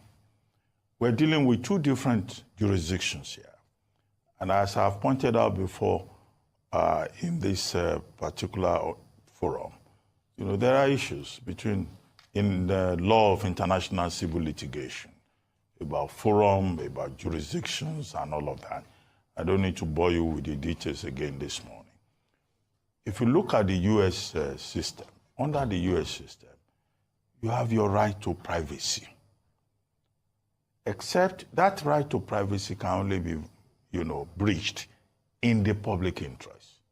The U.S. is not in a position, whether it's the district court of the Eastern Division or whatever division, to determine the public interest of Nigeria in this particular case. So what Tinubu's counsel have done is to simply say that, look, he has a right to privacy, which is respected in the U.S. jurisdiction. He has not said don't release the records, but he's saying, look, limit it to the diploma, which is relevant here. Because according to his counsel, what was declared in the INEC form is the diploma. So just restrict it to it. After all, I imagine that what they are saying is that it's not Atiku Abubakar that paid the school fees. So if he paid his own school fees, he is entitled, as a matter of right, to his own academic records. Okay? That's one point that is very clear. But we wait what Judge Maldonado, would decide at the end of the day. The second point here is that Tinubu's counsel are saying that Magistrate Jeffrey Gilbert erred in law by providing, giving a 48-hour ultimatum that all relevant documents and records should be released. That's the second issue before the present court, to determine. Okay? And third, Tinubu's counsel are also questioning the basis for this discovery request, or the order of mandamus requested for discovery for use in a foreign jurisdiction, which is a very important point in international law of civil litigation. And they are saying, look, it's of no moment within the Nigerian jurisdiction, because you will recall that the Presidential Election Petition Tribunal had ruled that, look, Tinubu and his running mate. I'm not going to let you get too angry listening to that dot, okay? It's part of the system. So, of course, he didn't see that part in their own law that said that if you submitted a fake document, you have committed a perjury. Then it's going about school fees. Atiku did not pay his school fees, so therefore he cannot be asking for his record and all of that. It's the typical, some of these older uncles that you have around who are either directly or indirectly for this disastrous APC, or as part of the establishment, whether on the side of the people destroying people. They have that same mentality. They will rigmarole you with all kind of nonsense. All right? And they will completely avoid the simple truth. And the simple truth is that thiefnubu said he went to so and so.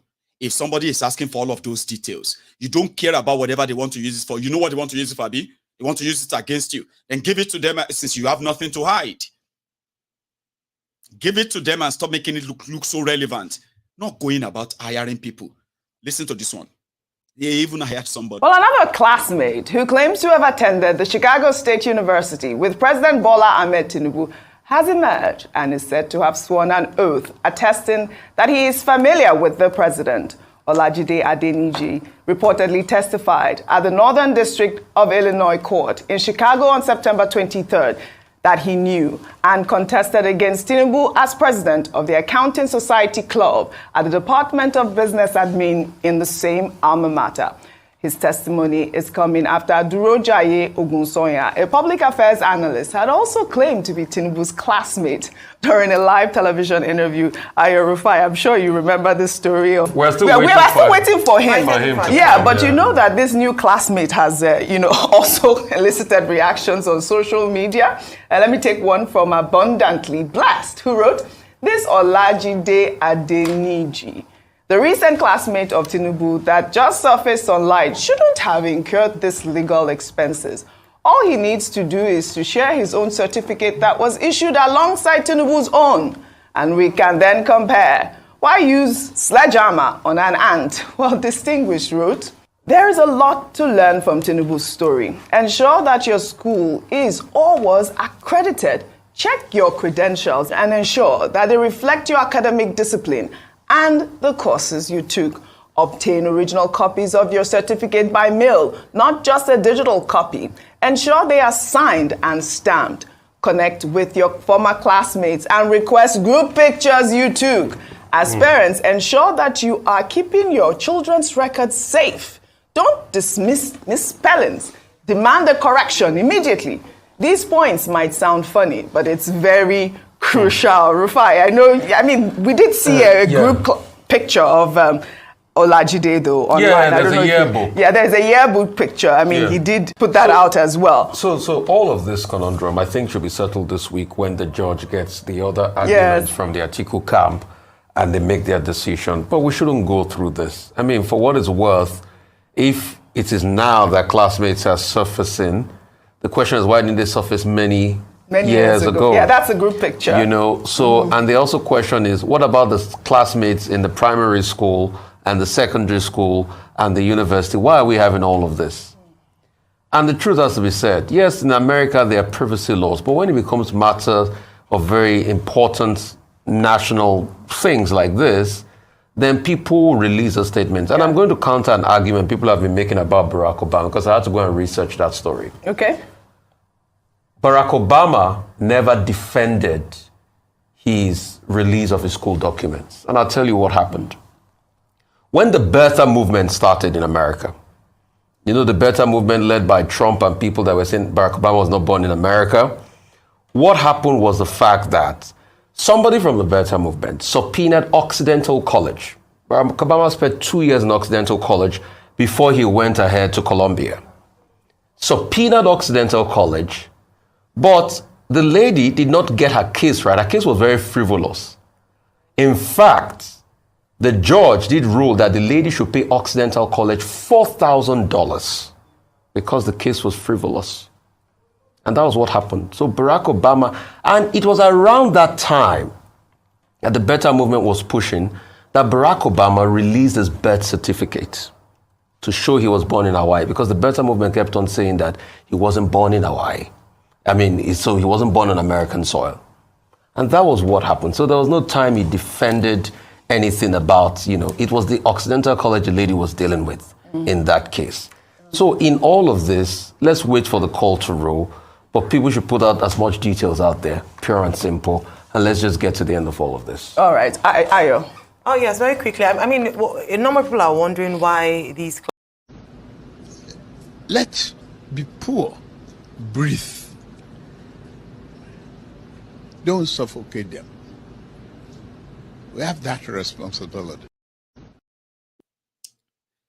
So, still pretty much on why is he putting up so much fight, and how much in cahoots and collaboration are the judiciary in Nigeria complicit? Of course, they are deep neck into it. Werewike is saddled with the responsibility of taking care of the judges. And that is why he's going to stay in Abuja with them as their FCT. Well, he was with them just yesterday, I believe, when they were launching their new year, whatever, judicial year, right? Now, the democracy in Nigeria is already dead, but it's going to be pronounced actual dead with the effort of the judiciary that is enabling all of this criminality and cementing them too, right? But with Werewike, it seems everything is still in order, or not. But here is their own opening and what you have to say to them and why they must do everything to work with them. We are today at this special ceremony marking the commencement of the 2023-24 legal year of the Court of Appeal. Permit me to begin by extending my warmest congratulations to the President of the Court of Appeal, Honorable Justice Monica Bolade-Domba-Menson, and all the distinguished justices of this honorable court gathered here today. While welcoming your lordships for your well-deserved vacation, let me also express my profound gratitude to God for this unique opportunity to address you for the first time in my capacity as the Honorable Minister of the Federal Capital Territory. My lords, esteemed ladies and gentlemen, the opening of a legal year is believed by some to be just an ancient tradition which dates to the Middle Ages and the practice of the justices of the court, praying for guidance in view of a start of the new year. However, I believe it is more. It is so because it affords this honorable court the opportunity to reflect on its successes and challenges in the previous year with a view to celebrating those successes and working towards providing solutions to the challenges and also projecting into the new year. Today's event is therefore not just a ceremonial milestone, it is a testament to the enduring commitment of our legal fraternity to the pursuit of justice and upholding of the rule of law. My lords, distinguished ladies and gentlemen, there is no doubt that the previous legal year has been tasking and demanding due to the numerous pre-election matters which gave birth to appeals for interrogatory decisions and final decisions of the federal high courts. This year might not be different in view of the numerous pending election appeals. I commend the President of the Court of Appeal for the 9 justices that were recently sworn in by my Lord, the Chief Justice of Nigeria. This will undoubtedly go a long way in reducing the workload on the justices of the courts and enhancing justice delivery in the country. My lords, another legal year has come, and this year is particularly unique because, as I said, of the election appeals which I've earlier alluded to. And then blah, blah, blah, blah, blah, blah, blah, because I still have some to show you, okay? So I don't want you to get kind of a bored with all of that. So that's them meeting the Abuja judges and assuring them everything will be okay. Oh. Welcome back from your holiday. I hope you enjoy your $35 billion 35 billion naira that we gave to you, the token. You're welcome back and you have to work with us. He went on to say, we appreciate the fact that you are helping us to uphold democracy. Sure you get. He went on to say that. We appreciate you. I got this guy and I want to share his own conversation with you, right? And it is Kenneth Okonkwo. He was very articulate. He's very articulate in his own arguments. Now, gradually, everybody go play in role until this fraudulent demonstration of grace will collapse. All right? And the rest of us who will come to that reality that Nigeria is not for us. Nigeria is not for me. Nigeria is not for you. Nigeria is not for any of us. Now, when we get to that conclusion, when their fraudulent democracy finally crashed and collapsed, and Nigeria follows, they will come to this reality. How many times would they tell you before you know that Nigeria is not for you? You get it? Okay. If you don't get it, forget about it. Now, here is Kenneth, one of the obedient point men, and he's a lawyer too. I think he was in the court as well. He had this to say, and I quite agreed with him on some of those points, not everything, by the way, right? So sit back and relax, and then let's listen to this, right? Because I saw some citation, some cases which the court was trying to cite and which they did not distinguish. In such cases, in some of them, the petitioners did not place the facts and argument in their petition, and they now came the way of purported subpoena witness to begin to amend the petition. That's what it means. But when you have averted to those facts, you are not trying to amend the petition. You're trying to substantiate it. These are two different things. Good. So my position is that if you did not make the argument, if you did not plead them, in your petition, you don't have the right to bring subpoena witnesses after 21 days. But once you have pleaded them, once you have averred those facts completely in your petition, you should be allowed in the process of trial to bring your evidence to prove them. Otherwise, it will not be provable. Because what INEC just needs to do, or any witness that's a rival witness to you, which you need his evidence to succeed, is to hide himself for 21 days. And that's the end of your case. That couldn't have been the intention of the legislature. So the totality of the judgment is not a judgment that delivered justice. It was not decided based on law or logic or clear thought. If the judgment of the PEPC is sustained, Electoral Act 2022 is dead. Thank you very much, sir. Well said. Really, in a few days, lots of people are still very doubtful about the way the judiciary is being handled. What would you say about this going forward, sir? You know, they used to say judiciary is the hope of the common man.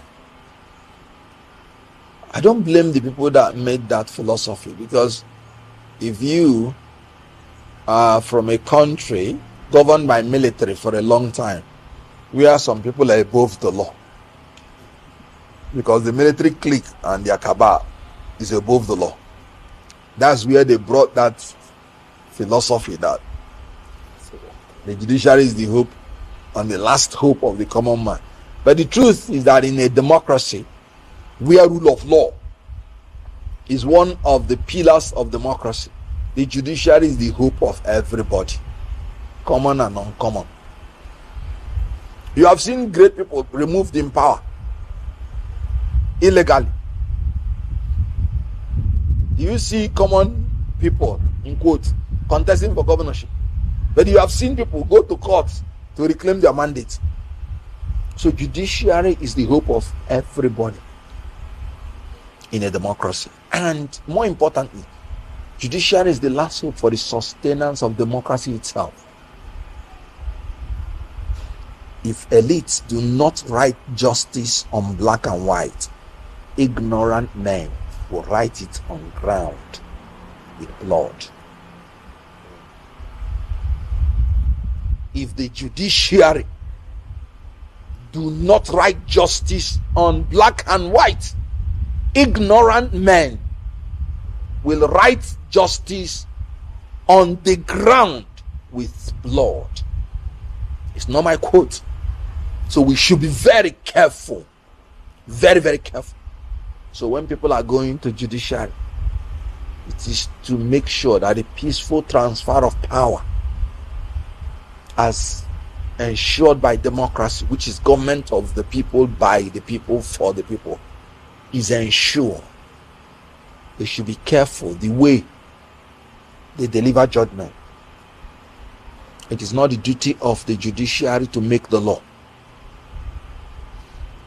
The legislature can overrule decided case by simply amending the law. The judiciary cannot overrule a legislation. They can only review it to know whether it contradicts another legislation. Meaning, the only reason the court can interfere with a piece of law is to know whether the legislature has done a law that contradicts its own law. So the court has no business, except where there is a lacuna, no law. Then they can now come in under the overarching principle of wherever there is law, there must be remedy. To put a remedy. Using your discretion to give technical judgments is illegal in itself, and the Supreme Court in itself has said the court has no jurisdiction to use its discretion to overrule the express provisions of a statute. So, as we are going into 63 years, I am pleading with the judiciary. They should be careful, because when we do not have strong institutions, we could still have strong individuals that want to manipulate the institutions for their own selfish ends. And the only protection that the system will have is the judiciary. So as we're getting to 63 is getting to grandfather. Nigeria is getting to grandfather level. We should be able to have children, grandchildren, that reflect what we want our nation to be. We are taking too long to mature. At 63, we are still drinking milk. We have not grown in anything. We discovered oil 58, even before independence. And we are importing 100% of our refined crude. Not even a baby country that has oil can afford to be doing that. Our Naira is going to 1,000. Going to 1,000 to $1. And 1,000 plus to the pounds. And when we got independence, our Naira was stronger than the pound. So we are actually degenerating. And not in our stars, but in ourselves. We are the most blessed country in the whole world. We have our gold. We have our lithium. We have our iron. We have our tin. We have our coal. Growing like carrots. Foreign countries are coming to mine it under our nose. We have our oil flowing like a river. We have our cattle to give us milk. A land flowing with oil and milk. 850 kilometers of coastal line. We can survive on blue economy alone. We can survive on solid mineral alone. We can survive on oil alone. Can imagine if we are refining our diesel, kerosene, jet fuel, condensate, all the things, and we are exporting them. With exporting our crude, we can survive on them alone. And yet you have the combination of all these things. And should we not say that we have cost leaders, that we have all these things, and we are wallowing in poverty? And out of 200 million persons, 133.3 are suffering from multidimensional poverty. We are depraved and deprived. We can't go through our streets without being afraid that we will be kidnapped, terrorized, or robbed. We cannot embark on nightlife. In the southeast, you have the unknown gunmen killing at will. In the south, you have the oil thieves. In the southwest, you have the cultists and ritualists. In the north central, you have the killer headsmen and terrorists. In the northwest, you have the bandits, terrorists and kidnappers. In the northeast, you have the insurgents, IDPs. And we have what it takes to put an end to this. And as well, Nigeria is so corrupt, which I regret the day I was born in this country. It's unfair. This is unfair now. This is unfair. Nigeria is so man still there for jail. Politician wey dey prove don enter for power.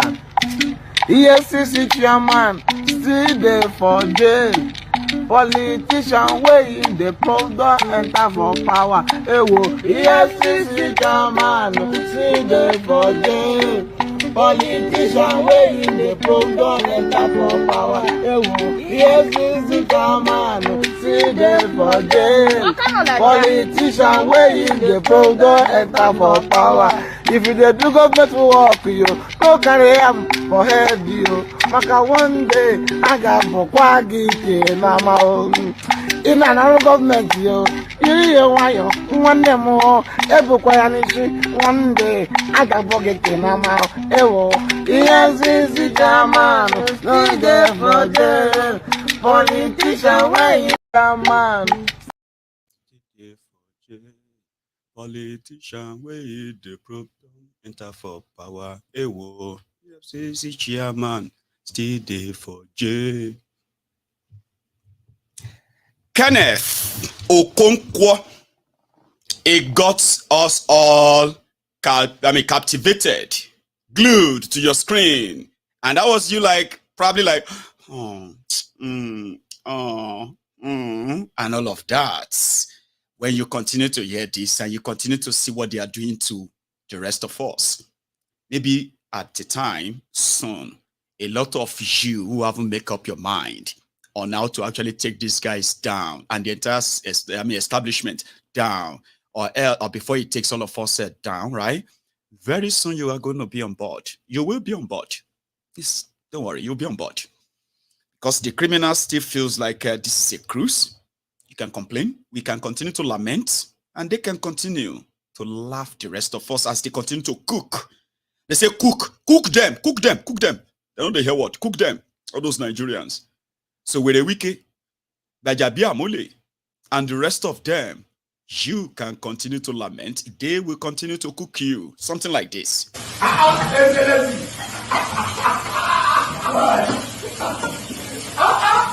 Oh God, you want to put this out?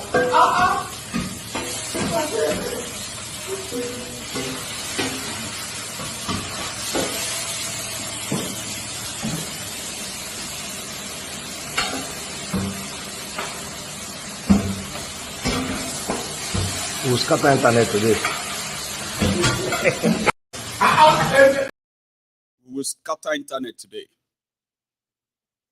And indeed, they did scatter the internet. The ombud slaves, the sophisticated morons, the crumb eaters, the crumb chasers, the ass leakers, the all-risers. People like this, we can pepper them, as he dey pain them, he go dey sweet us. As he dey sweet us, he go dey pain them. This is why I love Wike. Now Wike fit all disobedient. You see all these people that are now Wike fit all of them. Wike cook for them. I mean, you will feel sorry for them somehow, but they don't give a damn about them. Take a look at this in Lagos, where the government agents that will probably look away before election or during elections are back with this. Let's be fast. Oh, yeah. We are packing everything. Both the wheelbarrow and the umbrella and the ring. Oh, yeah.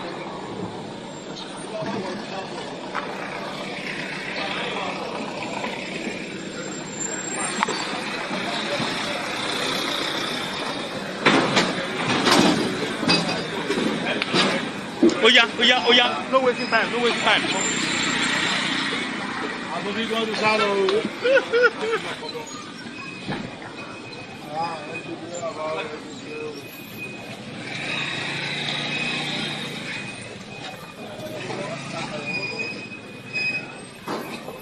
Bend down, pack something. But we don't share me, you see. Bend down, pack something.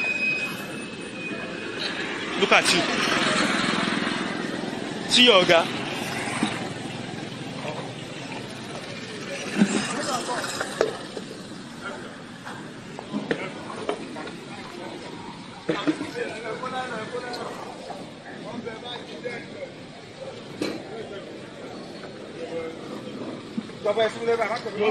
Ọ̀gbẹ́ni fi ọ̀bẹ lọ kó nǹkan tó fẹ́ kó lọ́kọ̀ ọ̀bẹ kó jáde.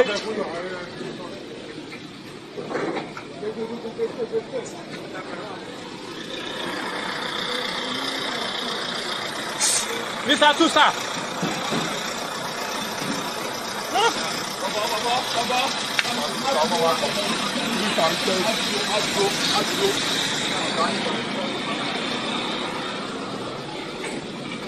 Oh yeah, we are loading everything. Go on.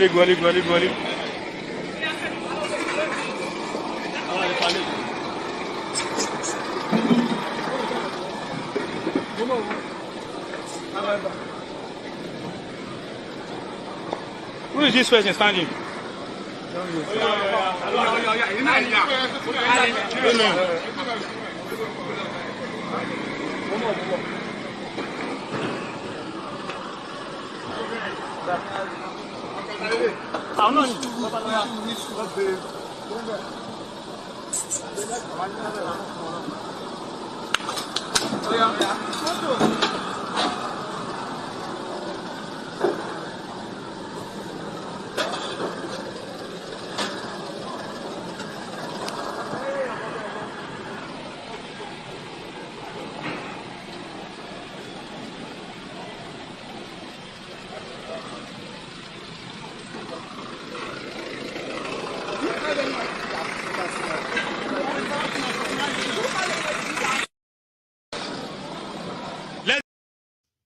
Sure you get.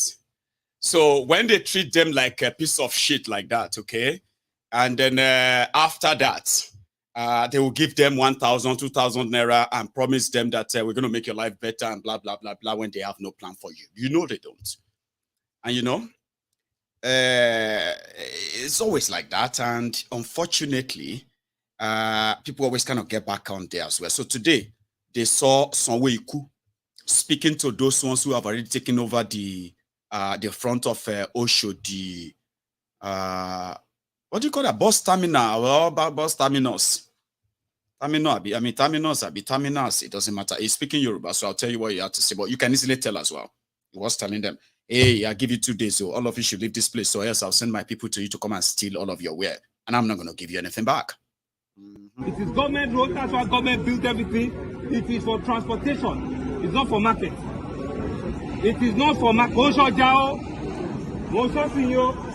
Mo ti fún notice ìjọ méjì péré àwọn tó tẹ ẹdìyẹ gbogbo ìpánápáná ló máa kó lọ́sẹ̀ tó ń bọ̀ yìí báyìí lè dúró bí yo kò ṣeé ṣe ìjọba mo fi wá fúnra mi kò ṣeé ṣe o a lè níjọba ká fi owó ribiribi ṣe kókó má ká má lè lo tẹ́ ẹ gbọ́ mi mo ti sọ fún yín o nítorí ẹ̀ wọ́n máa fi sínú news máa fi sínú paper àfẹ́ kí ọ̀gọ́gọ́ kú bí trade bá bẹ̀rẹ̀ sí ṣiṣẹ́ ìṣẹ́jú mẹ́wàá náà máa gbà bí èèyàn kan máa kú sí mi ò fẹ́ wàhálà gbogbo ìfúà ó dẹ̀ máa blọ́ọ̀kì mákẹ́ẹ̀tì yẹn wọn ní ráì bá bí mọ́ ó ti sọ o.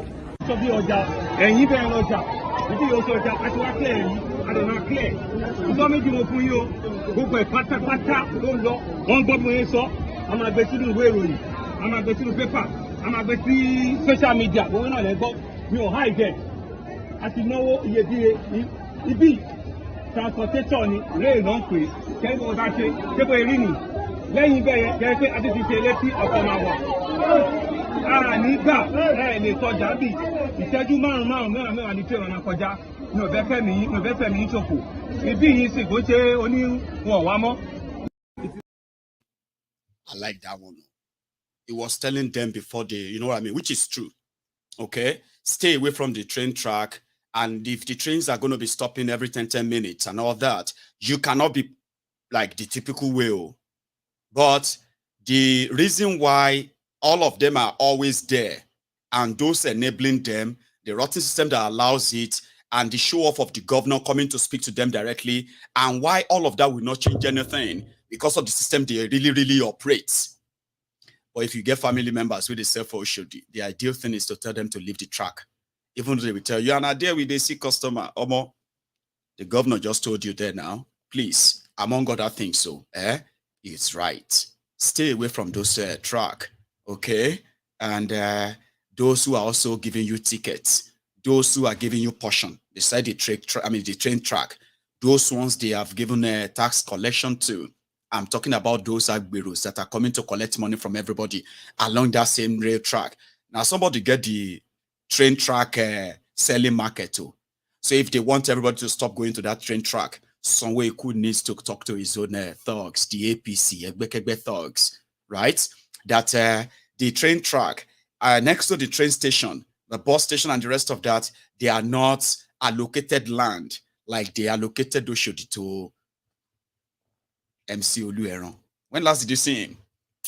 He just warned the police today that police should stay away from the Abuja NURTW Wahala if they don't want to see Shege.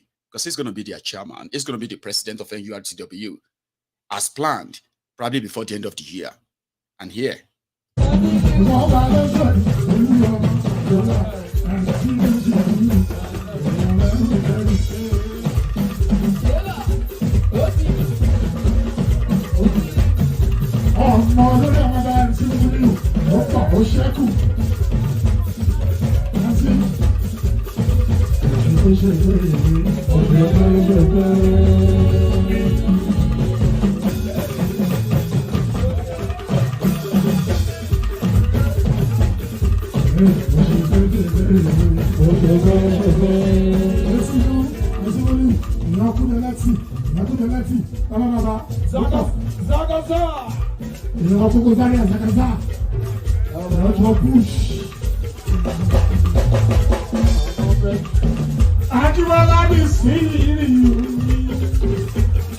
Sure,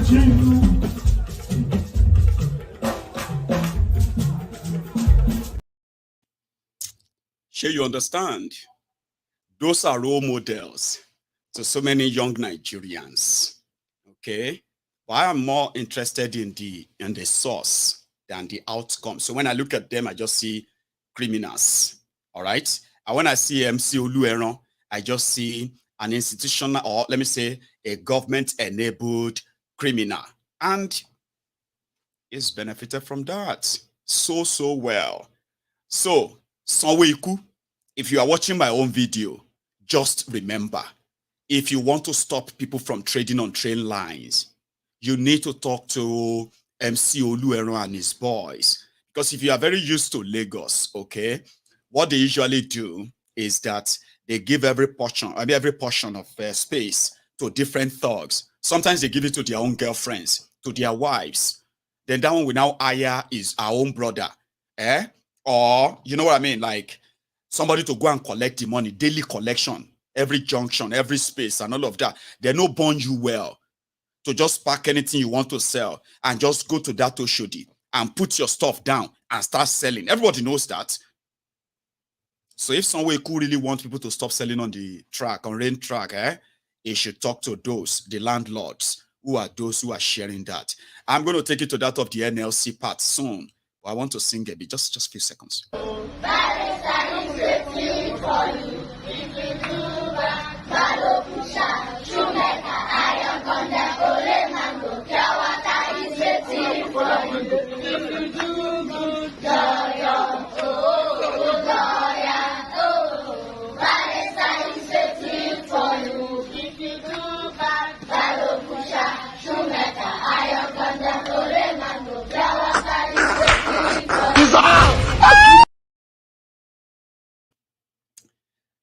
If you do well, you'll be a lawyer, doctor. If you do bad, we barrel pusher and whatever. Now let's go look at the NLC, TUC that are currently giving you a warning. TUC, Trade Union Congress, NLC, Nigeria Labour Congress, they have had enough of Koolu. They feel like he's playing them. Of course he's playing you. Now they said that every proposal they've made to him on this subsidy removal, the hardship that this has caused them, the workers, Nigerians generally, it's like thiefnubu had all of this planned. He believed that you will survive the shege since not just baby walk. Like this. We arrive at the destination, a positive destination for this country. And it's all in our hands to make history. And I promise that, by the grace of God Almighty, we shall reap the fruit of our labor. Nigeria will see positive changes as we move along. Just go through these baby steps of pain. Baby step of pain. Me too, I'm taking baby steps as the president.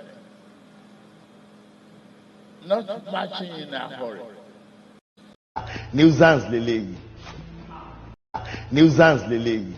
Olórí burúkú ni wọ́n aládẹ̀wò ẹ kórí burúkú ẹ bá Nàìjíríà jẹ ráìsì wọn ráìsì di 1-3 foreign rice tá a tún à ń jẹ yìí ó sì òun rẹ̀ ń jẹun òun dájú táwọn à ń jẹ lọ kò ní yẹ yan ó pa ni. Ó dàbẹ̀ kórí. wọ́n sọ̀rọ̀ tó gé kí ló tọ́lẹ̀ kan. Sọ̀rọ̀ sókè wèrè. Sọ̀rọ̀ sókè wèrè. NLC are now saying that anything where thiefnubu or his people are telling you is a lie. And if you believe them, you are on your own. Now, thiefnubu and his gang, they are already mobilizing their own foot soldiers. Like this young slave inside this rat-infested one corner room, right? These are people who are going to be ready to attack the NLC, attack the TUC, because according to them, this government is already going to favor them and their family. So if NLC decide to go and fight thiefnubu, they are trying to fight what will favor them and their family. We are coming back to that. But listen to NLC. Solidarity songs from members of the National Executive Council of the Nigerian Labour Congress, NLC, and the Trade Union Congress, TUC, rent the air as the two labour centres prepared to brief journalists on the resolutions from their separate meetings held earlier in the day. TUC NLC, stronger together. The labour leaders have been at loggerheads with the federal government since the removal of subsidy on petrol 3 months ago. Besides holding meetings with the Minister of Labour and other representatives of the federal government, the NLC and TUC also staged a nationwide protest in August with 10 demands, which includes immediate reversal of the current pump price of petrol, payment of salary arrears for university lecturers, wage awards for civil servants, renegotiation of minimum wage, fixing of the refineries, among others. At this joint news conference, the labour leaders accused the government of deliberately ignoring their demands and therefore declared an indefinite nationwide strike. The government has totally abdicated this responsibility and has shown gross unwillingness to act, abandoning Nigerian people and workers to excruciating poverty and affliction. The federal government has therefore not met in any substantial way the demands of the Nigerian workers and the people as previously canvassed in our mutually agreed roadmap. The NLC and TUC necking section resolved as follows. 1. To embark on an indefinite and total shutdown of the nation beginning on 0 hours, Tuesday, the 3rd day of October 2023. 3. To direct all workers in Nigeria to withdraw their services from their respective workplaces commencing from the 3rd of October 2023. On Monday, September 25, the Minister of Labour appealed to the workers' unions not to embark on a strike. The statement signed by the Director of Press and Public Relations reads in part, the processes leading to the fulfillment of the other requests of the NLC, especially wage award, are on course and will be concluded soon. The Minister therefore called on àtisẹ́tẹ́ àti ń parọ́ tipẹ́ àtisẹ́tẹ́ tìtó òdìmú òdodo òsìmọ́ àtisẹ́tẹ́ kágbádé fáláre àtisẹ́tẹ́ kágbẹ̀bí fáláre àtisẹ́tẹ́ adájọ́ ń parọ́ torí owó àtisẹ́tẹ́ òdìlú ń parọ́ nítorí ipò àtisẹ́tẹ́ èdò gbówó mi ń tẹ́ àtisẹ́tẹ́ ìjà ń jà aráàlú àtisẹ́tẹ́ àtisẹ́tẹ́ àti ń parọ́ tipẹ́ àtisẹ́tẹ́ tìtó òdìmú òdodo òsìmọ́ àtisẹ́tẹ́ kágbádé fáláre àtisẹ́tẹ́ kágbẹ̀bí fáláre àtisẹ́tẹ́ adájọ́ ń parọ́ torí owó àtisẹ́tẹ́ òdìlú ń parọ́ nítorí ipò àtisẹ́tẹ́ èdò gbówó mi ń tẹ́ àtisẹ́tẹ́. One weary is still kind of, I told you that if you want to see those who actually have this serious weary, go onto Facebook. You know, the reason why I decided to bring this picture repeatedly is to remind you that when you see anybody in the comment section, okay, trying to say things like, this Mayegun is a loser, this Mayegun and is obedient, they will cry for 80 years. This Mayegun and his people, they are just crying. There's nothing they can do.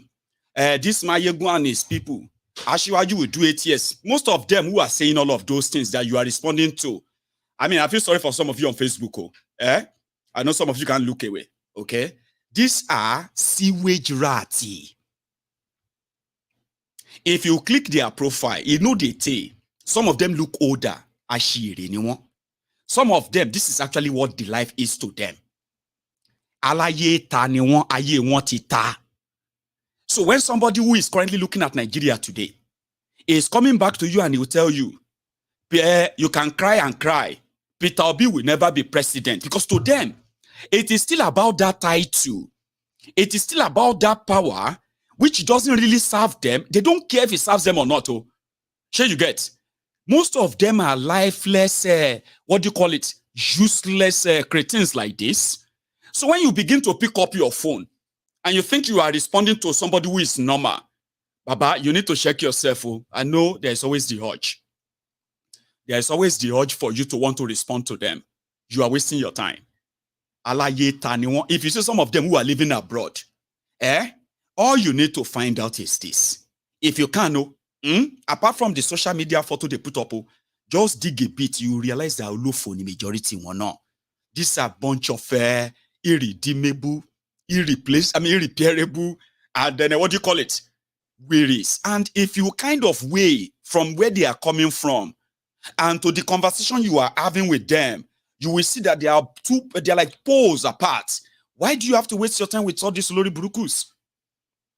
Somebody within Nigeria and he's telling me that I am going to cry for 8 years because of thiefnubu. Me.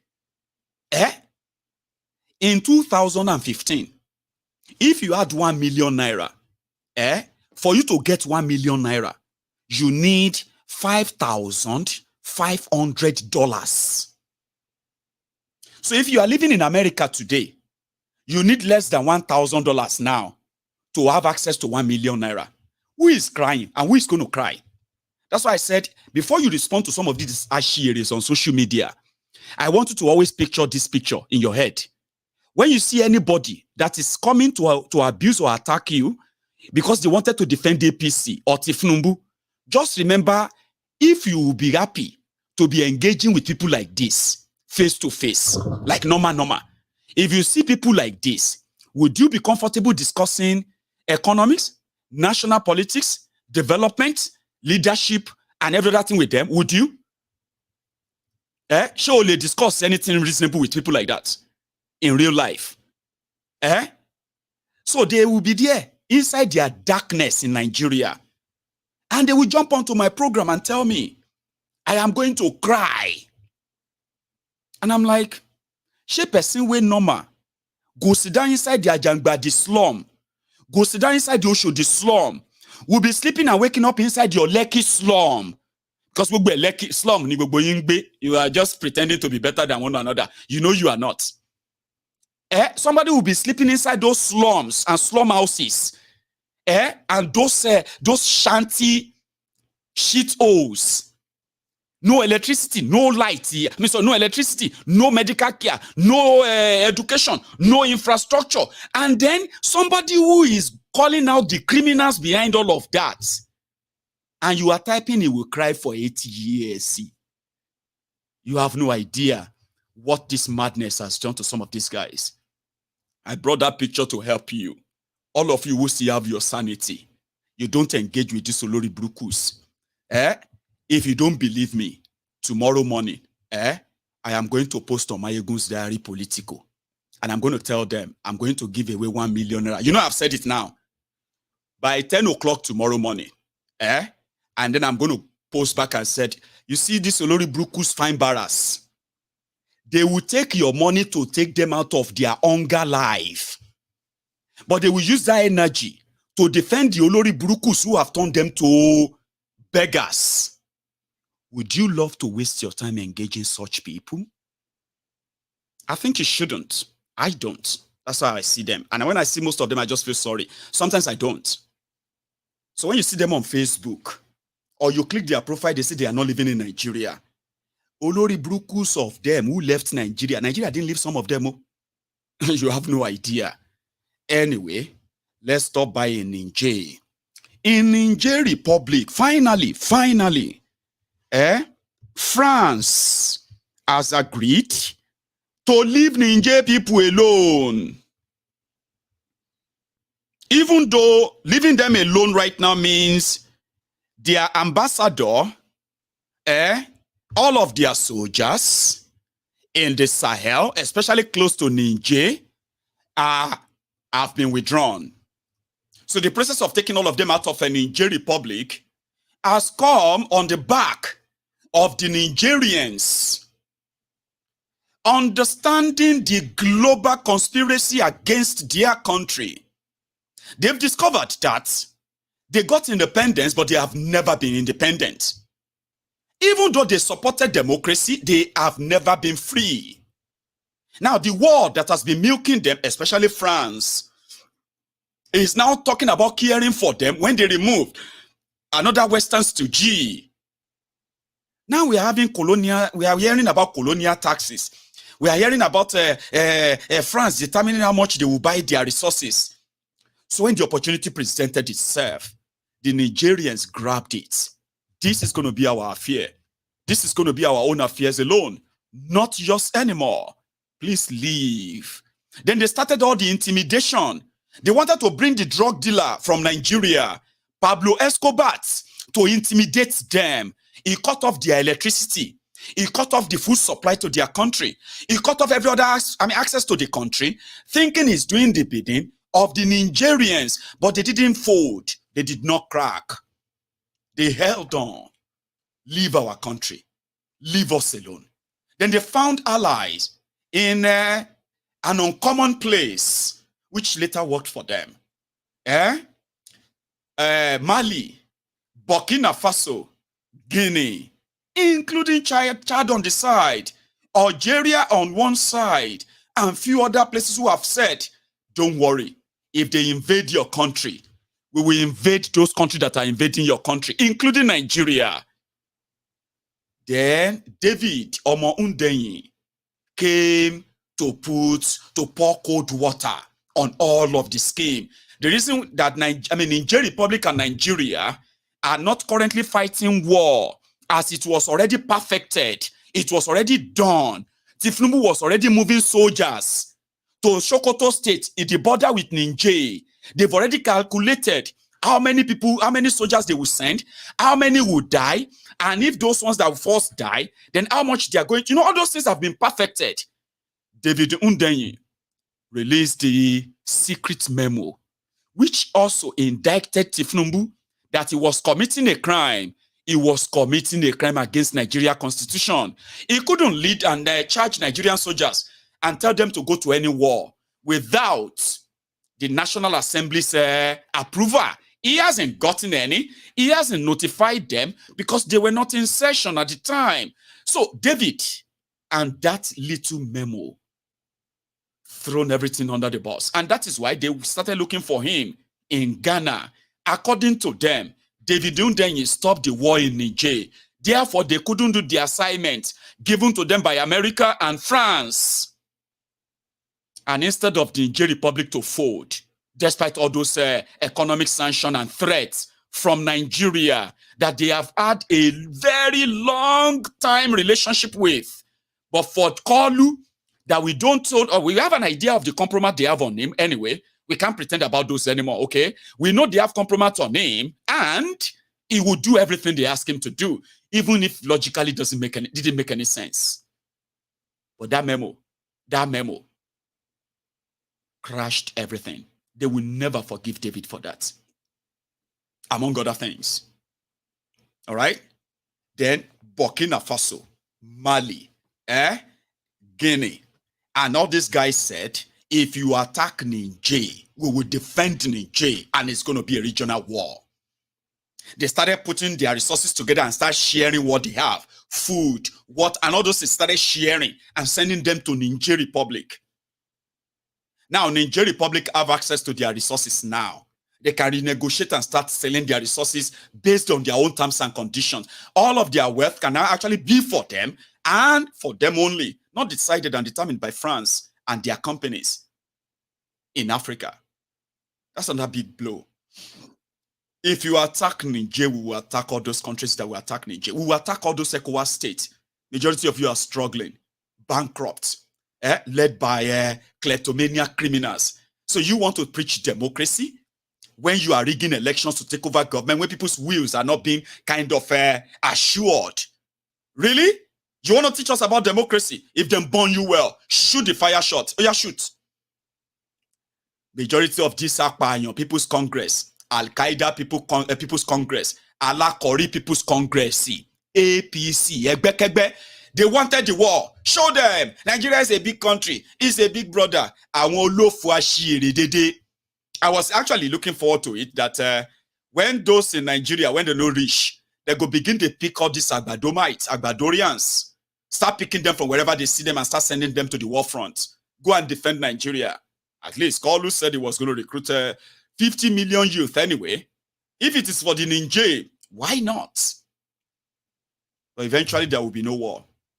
Koolu will no longer be really useful. Biden will no longer see him. Other world leaders will no longer meet with him in New York. Here we are. The person who calls him David. Use this David.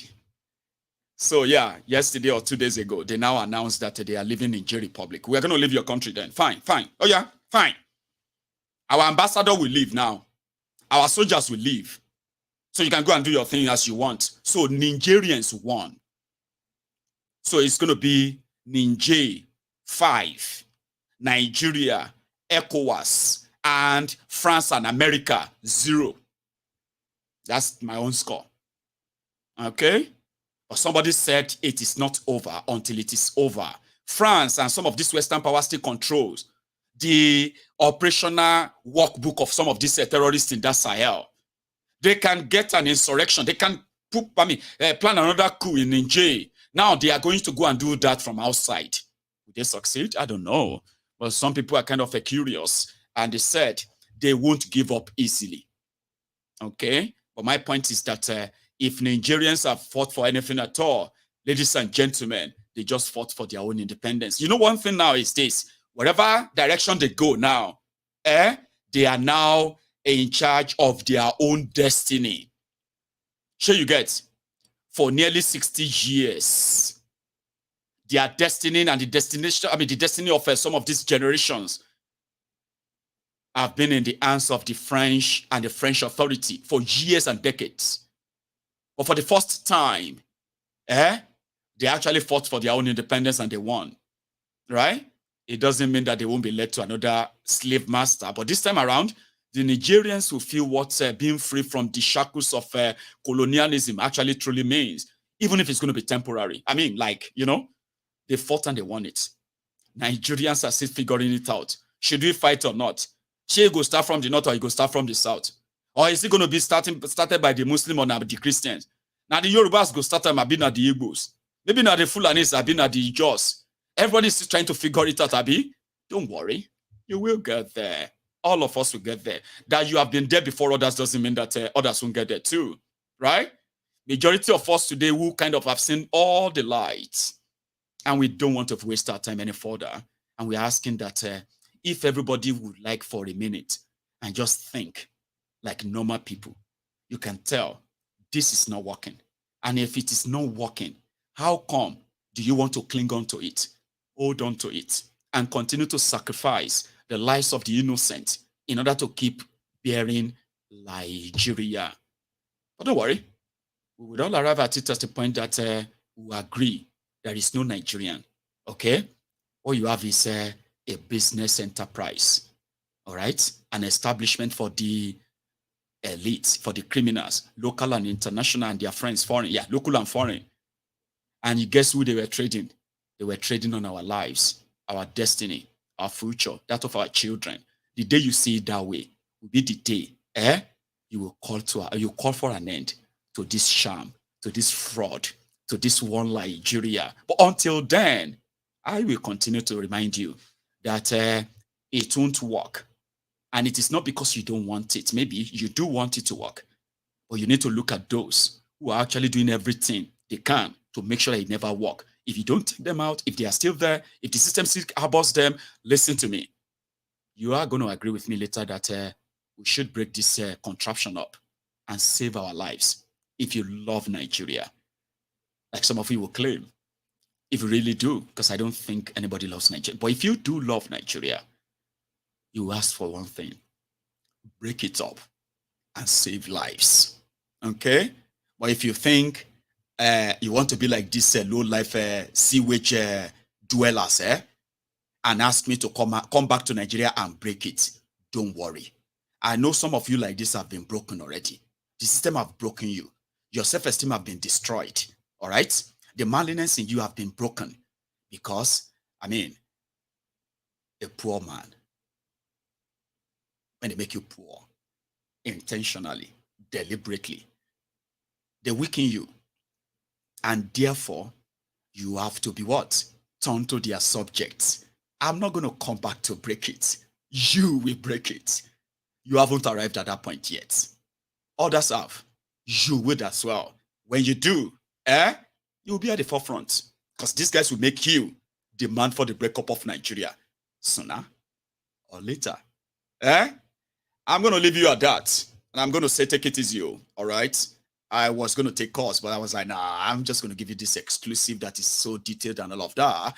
And then I will take calls some other time. We may even have our own People's Parliament tomorrow. You know? Who says no? So I will see you some other time. But do me that favor, like this broadcast, okay? Share it and even subscribe if you haven't already. I will see you again when I see you. Good night.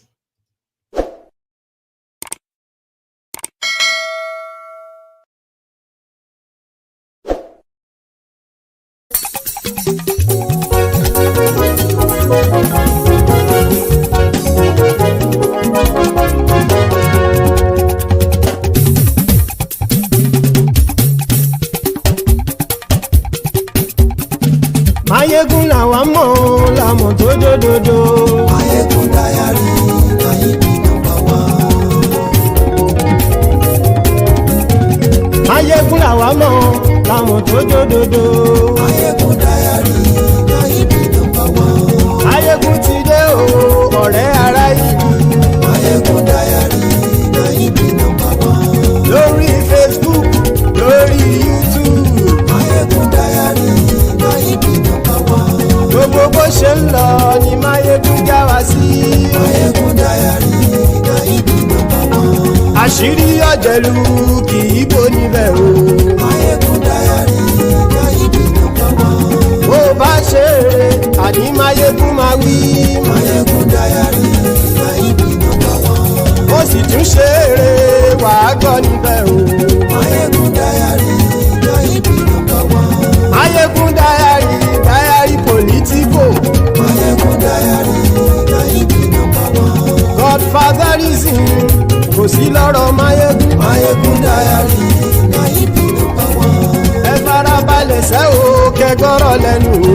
Mayegun dayari Nayibi number 1. Àní Mayegun làwa mọ̀ tó dòdòdò.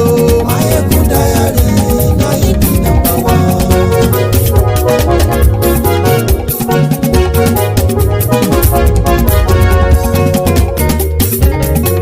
Àní ẹ̀sùn rákì. Mayegun ti dé. Mayegun ti dé. Ọ̀jẹ̀lú ẹ̀sùn rákì. Mayegun ti dé. Àní ẹ̀sùn rákì. Mayegun ti dé. Lórí Facebook. Mayegun ti dé. Àní ẹ̀sùn rákì. Mayegun ti dé. Lórí YouTube. Mayegun ti dé. Àní ẹ̀sùn rákì. Mayegun ti dé. Bọ́ bàbá gbé wúrẹ́. Mayegun máa wí. Àní ẹ̀sùn rákì. Mayegun ti dé. Ijó ìgbádìyẹ. Mayegun máa wí. Àní ẹ̀sùn rákì. Mayegun ti dé. Bí pẹ̀sìdó bá rúfin o. Mayegun máa wí. Àní ẹ̀sùn rákì. Mayegun ti dé. Bí gómìnà kówó jẹ. Mayegun máa wí.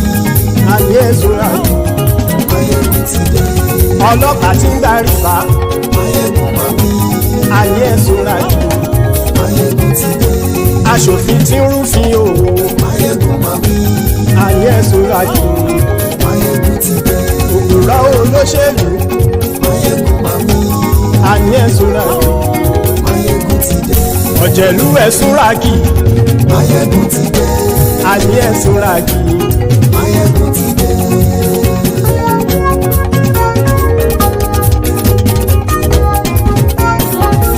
Mayegun ti dé.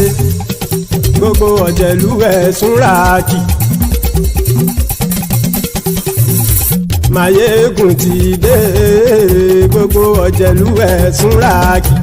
Ṣùgbọ́n ní bá ti ṣe èyí tó yẹ kí wọ́n ṣe, ọmọ bá dèrò ní fi wọ́n níran o.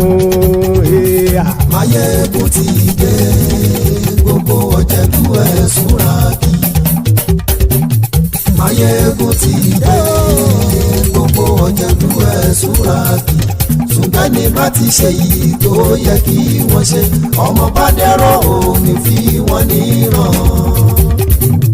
Wọ́n fowó bẹ́ẹ̀ o Máyégún ó sọ pé wọ́n ò bẹ́ẹ̀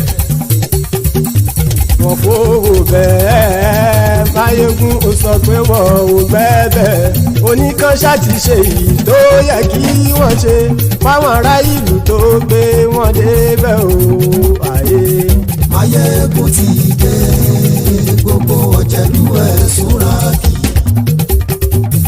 Máyégún ti dé gbogbo ọ̀jẹ̀lú ẹ̀ súra kì ṣùgbọ́n ní bá ti ṣe yìí tó yẹ kí wọ́n ṣe ọmọ bá dẹ́rọ̀ òní fi wọ́n níran.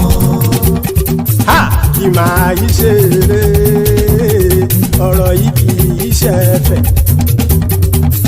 kì máa yí ṣeré ọ̀rọ̀ yìí kì í ṣẹ̀fẹ̀ ẹni bá ti lè lẹ́bọ̀ lẹ́rù o ọmọ bá dèrò kàṣàyè tú wọn síta. Máyégún ti dé gbogbo ọ̀jẹ̀lú ẹ̀ súra kì Máyégún ti dé gbogbo ọ̀jẹ̀lú ẹ̀ súra kì ṣùgbọ́n ní bá ti ṣe yìí tó yẹ kí wọ́n ṣe ọmọ bá dẹ́rọ̀ òní fi wọ́n níran. Tẹnitẹni ọmọ Máyégún ọ̀rẹ́ ara ìlú mọ̀mọ́ ni mo fọlọ́hún sọ ẹ̀ bá kìlẹ́bù lóòótọ́ olódodo ìlú ọ̀tá ìlú mọ̀mọ́ ni ìwọ ṣá máa ń ṣọ́ra kò sì mọ́ bẹ̀rù bọ́tà ń lè rí bóníṣègùn lé káwọn mọ̀mọ́ fi ṣera wọn ni ó ti dẹrùn tí wọn ò gbọ́dọ̀ sì mọ́ bẹ̀. Èèpo ọ̀bọ lọmọ bá dérò tàjẹ́ ò gbọ́dọ̀ jẹ́ ó ti dọba lórí àbínú ẹni kò sì mọ́ bùyà àìsíwọ́lú ní ẹnìkẹ́ ìgbódì ẹyin lábàrá o ó kó ẹni tó bá dán o àkàmù. Máyégún ti dé gbogbo ọ̀jẹ̀lú ẹ̀ túnra kì Máyégún ti dé gbogbo ọ̀jẹ̀lú ẹ̀ túnra kì o ẹni bá ti ṣe yìí tó yẹ kí wọ́n ṣe ọmọ bá dèrò òní fi wọ́n níran o. Máyégún ti dé gbogbo ọ̀jẹ̀lú ẹ̀ súra kì Máyégún ti dé gbogbo ọ̀jẹ̀lú ẹ̀ súra kì ṣùgbọ́n ní bá ti ṣe yìí tó yẹ kí wọ́n ṣe ọmọ bá dẹ́rọ̀ òní fi wọ́n níran.